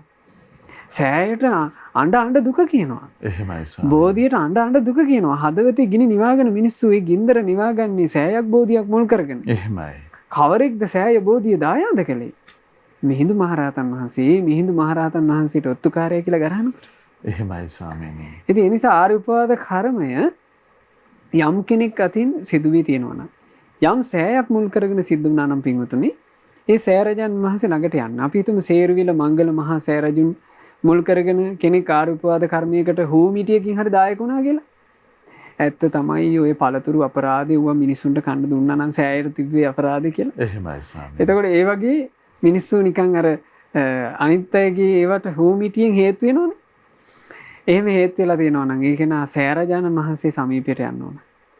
සෑරජානන් වහන්සේ සමීපයට ගිහිල්ලා සෑයට ජීවිතේ පූජා කරලා දණ්ඩ නමස්කාරයෙන් වන්දනා කරලා කමා කරගන්න ඕන. අපි හිතමු යම්කිසි උතුම් පිරිනිවන් වැඩි මහා රහතුන් ඊළඟට අපගේ මහා කාරුණික ශාස්ත්‍රඥ වහන්සේ මුල් කරගෙන යම් ආර්ය උපවාද කර්මයකට තමන්ගේ ජීවිතේ බඳුන් වෙලා තියෙනවා නම් ඔබ යන්න මහා සෑරජානන් වහන්සේ ළඟට. ස්වර්ණමාලී මහා සෑරජානන් වහන්සේ ළඟට ගිහිල්ලා සෑරජානන් වහන්සේ හොඳට ප්‍රදක්ෂිනා කරලා සෑරජානන් වහන්සේට මහත් වූ ගෞරව සත්කාරයෙන් වන්දනා කරලා ජීවිත පූජාවෙන් වන්දනා කරලා සෑ ඉදිරියේ කමා කරගන්න ඔබේ ජීවිතයට යහපත සැලසෙයි. ඒ විදිහටයි කටයුතු කළ යුත්තේ. ඉතින් අප හැම දෙනා කෙරෙහි කරුණාවෙන් මේ ගැටලුවටත් අපේ පින්වත් ස්වාමීන් වහන්සේ විස්තර සහිතව කරුණු පහදලා දෙන්නට යෙදුණා. ඊළඟ දහම් ගැටලුවට අපි අවස්ථාව යොමු කරගන්න සූදානම් වන්නේ 0112 548යි 400 ඔස්සේ රැඳෙන පින්වන්ත ඔබට අවස්ථාව ඉන්ද්‍රාණි මහත්මිය කෑගල්ලෙන්. නමෝ බුද්ධාය. තෙරුවන් සරණයි. මම කෑගල්ල අඹම්පිටිය ඉන්ද්‍රාණි අබේවර්ධන. මට තියෙන ගැටලුව පින්වත් ස්වාමීන් වහන්සේගෙන් දැනගන්න ඕනේ. මම තනියම ගෙදරින් මම පාන්දර 4:45 නැගිටලා මූණකට සෝදලා මල් කඩලා තෙරුවන් නමදින තනියම ඒක කරනකොට කොහොමද 5:25 වගේ වෙනවා. ඉතින් මට දැනගන්න ඕනේ මම මේ බුදුරජාණන් වහන්සේට පෑන් පූජා කරන තෙරුවන් නමදින ගෙනම්පස් පූජා කරන ඒ වෙලාවට කමක් නැද්ද? ඒක හොඳද? ඒකයි මම ගෙදර තියෙන බුදු පිළිමේ මම තමයි සුද්ධ කියන්නේ අතෙන් මුදවෙන්න පුළුවන් කියලා බුදු පිළිමේ පේහවස පිහනවා. පේහම පහම නමස්කාර කරන්නේ. සමහර අය කියන ගෑනු අයට ඒ බුදු පිළිමේ අල්ලන්න හොඳ නැහැ කියලා. ඒකයි දැනගන්න. තෙරුවන් සරණයි පින්වන්ත ඔබට ස්වාමීනි අවසරයි. තමන්ගේ නිවසේ බුදු කුටියේ වුණත් වැඩ ඉන්න භාග්‍යතුන් වහන්සේ අපි ඊටා ගෞරව සත්කාර සහිතව ශාස්ත්‍රඥ වහන්සේ සදෙසකට පුද පූජා දක්වනවානේ. එහෙමයි. එතකොට භාග්‍යතුන් වහන්සේ වැඩ ඉන්න සම්බුදු කුටිය යම් ආකාරයකින් පිරිසිදු කිරීමේ කටයුත්ත ඒක විශේෂයෙන් පේවිච්ච කටයුත්තක් විදිහට කරන්න. සාමාන්‍ය අපි නිවස පිරිසිදු කරනවා කියන එක ඔය හැමතිස්සෙම මොන හරි ලෙන්සු කැලක් අරගෙන පිහදනවා අපි එහෙම සුද්ධ කරනවානේ. මේස පුටු එහෙම නමුත් භාග්‍යතුන් වහන්සේගේ ඒ සම්බුදු කුටිය ඊළඟට පිළිම වහන්සේ පිරිසිදු කිරීම කියන එක පේ වෙලා කරන්න ඕන එකක්. එහෙමයි. ඒ පේ වෙනවා කියලා කියන්නේ ඒක විශේෂයෙන් සෝදානම් වෙලා කටයුතු මේ උතුම් කටයුතු දෙසා ලකඩ හැස්තිවීමක් ඇතුව කරනවා කියන අදහසින් ඒක කරන්න. එතකොට පුළුවන් එදාට ඒ අම්මට මේ තමන්ගේ ඥාති පුත්‍රයෙක් වගේ ගෙදරට ගෙන්නගෙන පිළිම වහන්සේ දෝවණය කිරීමේ කටයුත්ත පිළිම වහන්සේ පිරිසිදු කිරීමේ කටයුත්ත ඒ දරුවට දෙන්න. එහෙමයි සර්. ඒක බොහෝම වටින එකක්. ඒ කියන්නේ තමන්ගේ නිවසේ වඩා හිඳුවන පිළිම වහන්සේ උදෙසා වුණත් අපි මහත් වූ ගෞරවයෙන් ශාස්ත්‍රඥ වහන්සේ සදෙසකොට පුද සත්කාර සම්මාන දක්වද්දී අපේ ජීවිතේට ගොඩාක් පිං වැඩෙනවා.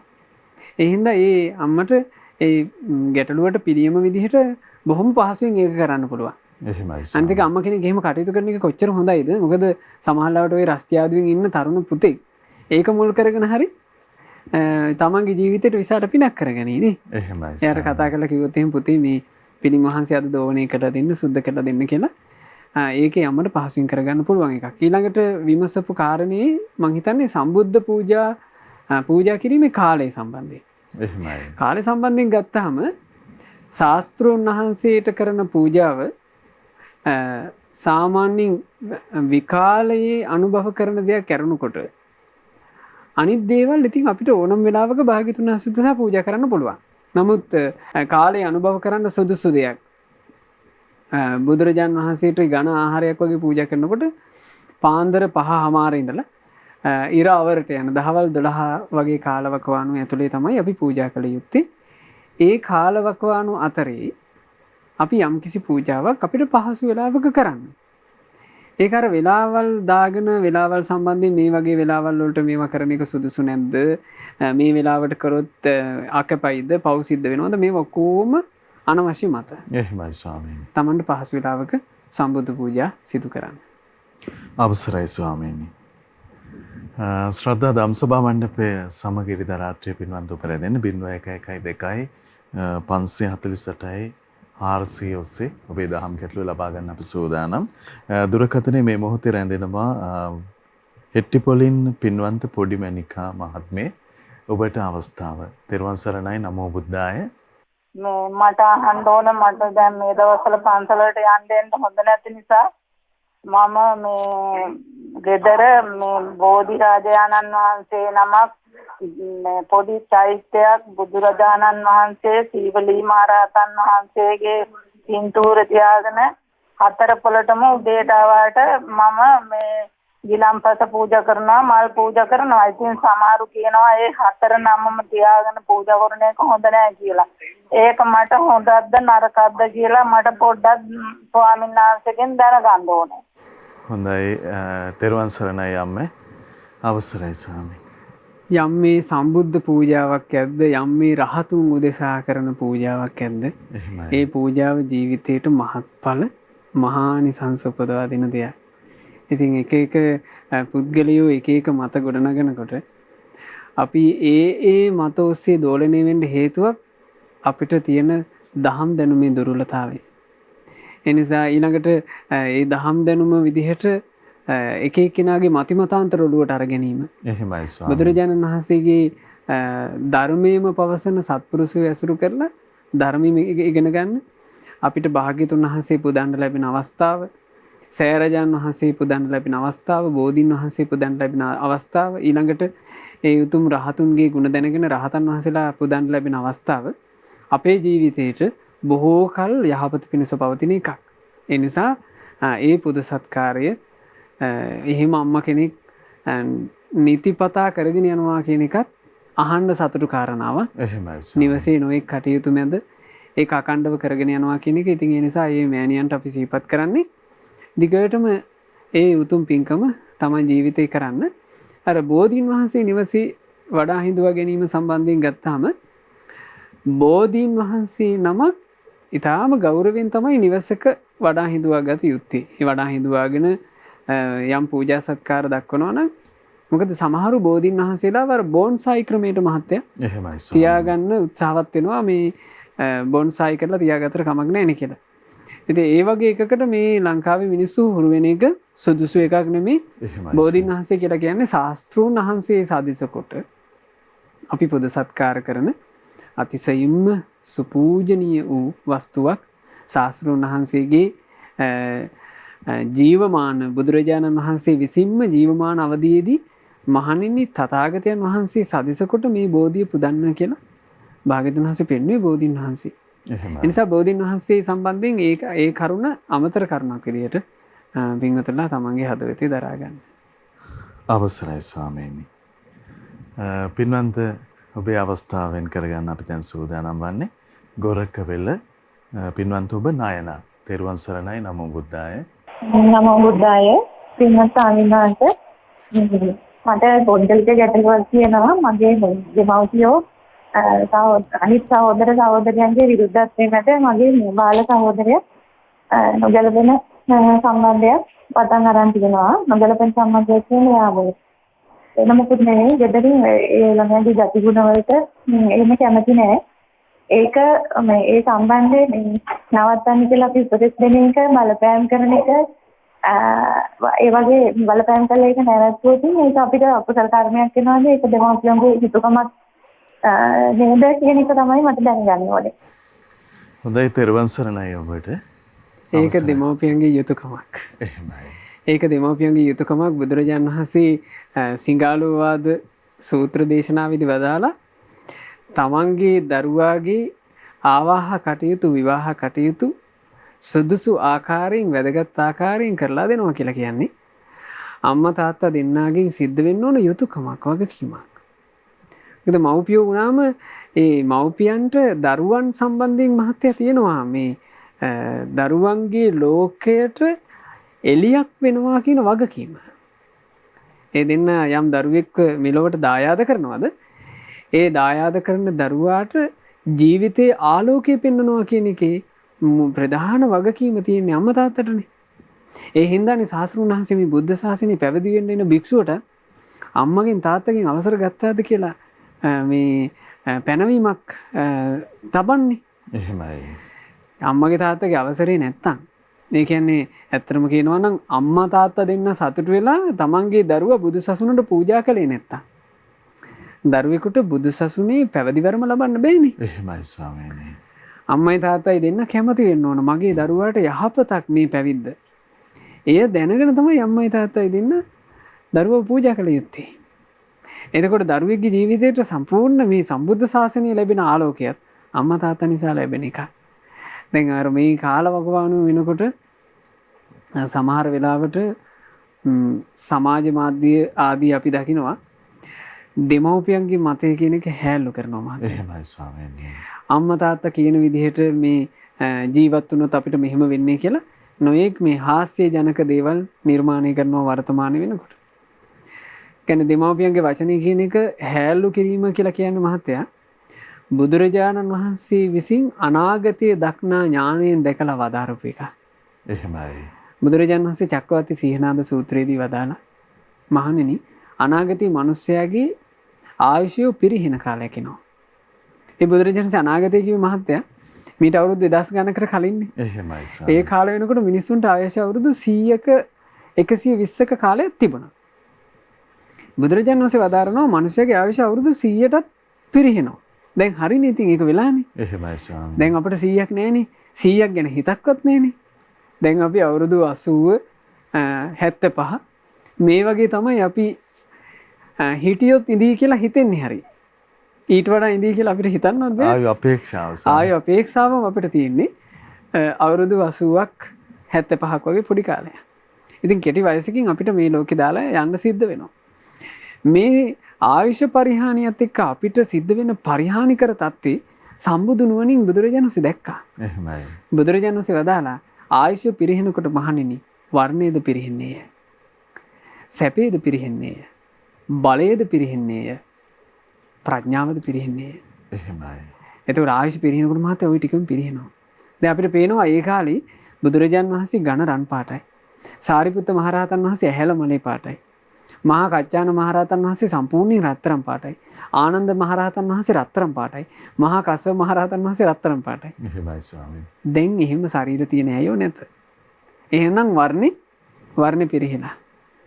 ඒ කාලේ මිනිස්සු අඩු ගානේ මේ හොඳ පෘථිවි රසයකින් යුක්තව භෝග වැවිච්ච නිසා රහට කාලා හරි හිටියා. දැන් පෘථිවි රසය හීන වෙලා ගිහිල්ලා දැන් රහ නැහැ. එතකොට අපි පේනවා කන එකකින්වත් අපිට සැපයක් නැහැ. දැන් කන කෑම බීම රසවත් නැහැ. පළතුරක් රසවත් නැහැ. පළතුරු වලින් පළතුරු රහ නෙවෙයි එන්නේ එක එක මේ නොයෙක් ගහන බෙහෙත් රහ නෙන්නේ. එහෙමයි ස්වාමීනි. එක්ක කාබයිඩ් රහයි එක්ක වෙන මොන හරි ගහපු එන්නතක රහක්කේ අපිට මේ පළතුරක රස විඳින්න අවස්ථාවක් දැන් නැතුව ගිහිල්ලා සැප පිරිහිනවා. කාය බල ගත්තොත් එහෙම මහත්තයා මහාවංශයේ තියෙනවා යෝධයෝ ගැනනේ.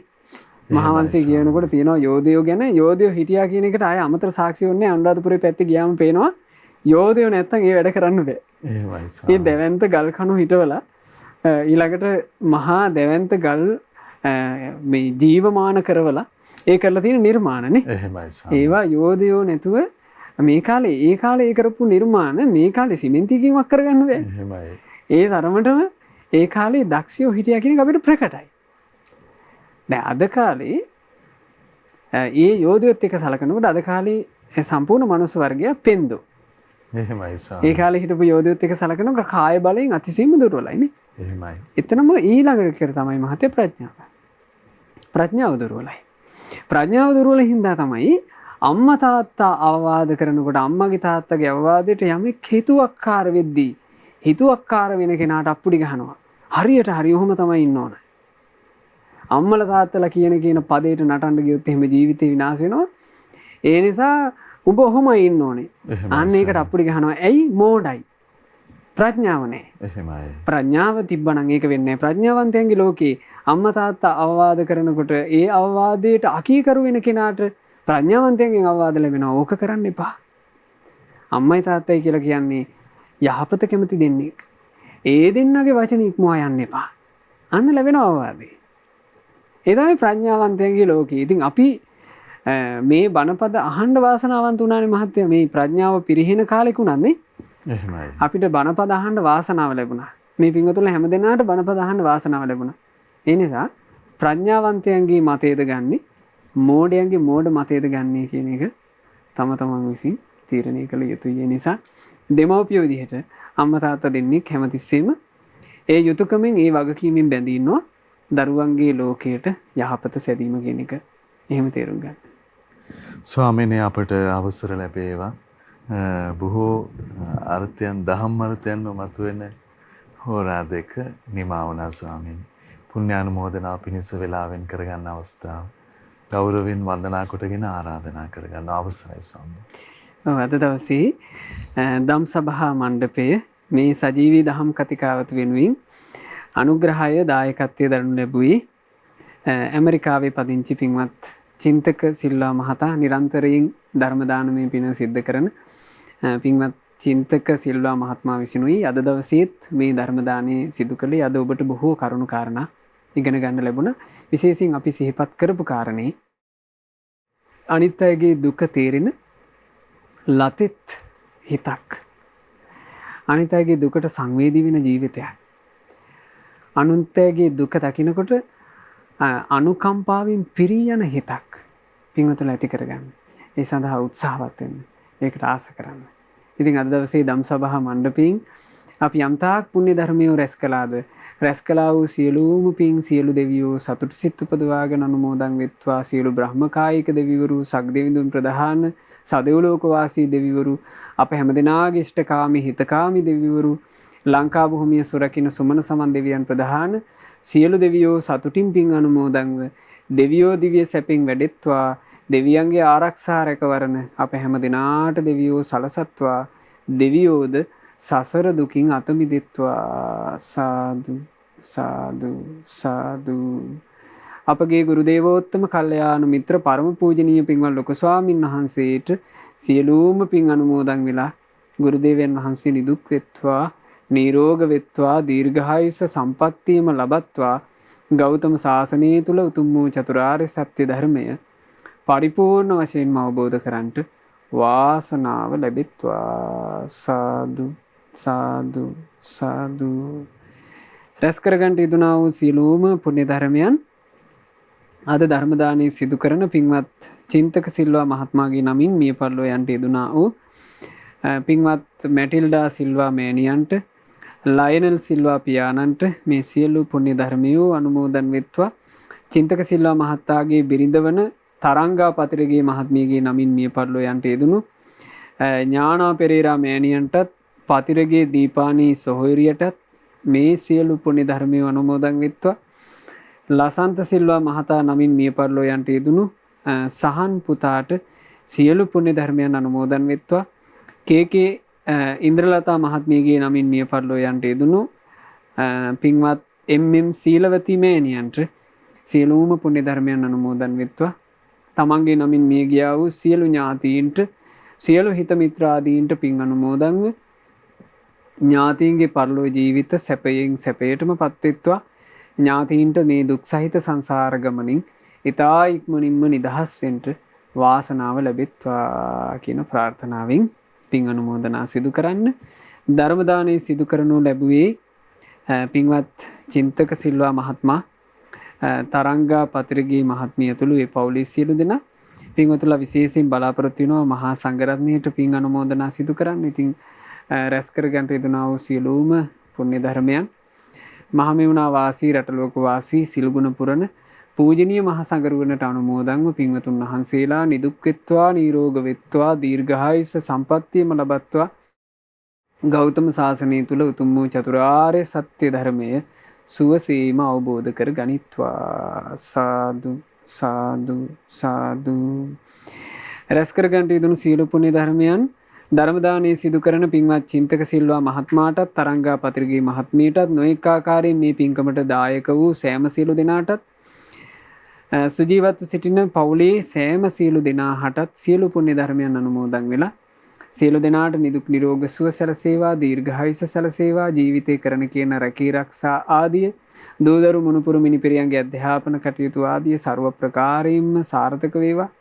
ධර්ම දානයේ සිදු කළා වූ සුපින්වතුන්ලා සියලු දෙනාටත් ශ්‍රද්ධා මාසික ධර්ම දාන සමාජික පින්වතුන්ලාටත් අද දවසේත් උතුම් ධම්සභා මණ්ඩපය මෙහෙවීම් කටයුතු සිද්ධ කරපු අපේ පින්වත් නිවේදක මහත්මයාට සජීව විකාශයක් විදිහට මේ හෝරා දෙක කාලයක් ධම්සභා මණ්ඩපය ඔබ වෙත අරගෙන එනකොට විශාල කැපකිරීමක් සිදු කරන ශ්‍රද්ධා රූපවාහිනියේ කාර්ය මණ්ඩලයේ සෑම සියලු දෙනාට සියලුම පුණ්‍ය ධර්මය අනුමෝදන් වෙත්වා. ධර්මයේ ශ්‍රවණය කළා වූ සුපින්වතුන්ලා හැම දිනාට පින් අනුමෝදන් වෙලා සියලු දෙනා නිදුක්ව නිරෝගීව දීර්ඝායුෂ සම්පන්නියම ලබත්වා. කල්යාණ මිත්‍ර ඇසුරේ තවදුරටත් ගුණධර්ම දියුණු කරගෙන පින් රැස් කරගෙන ගෞතම සාසනයේ චතුරාර්ය සත්‍ය ධර්මය අවබෝධ කරන්න හැම දිනාට වාසනාව ලැබෙත්වා. හැම දිනාටම තිරුවන් සරණයි. නමෝ බුද්ධාය.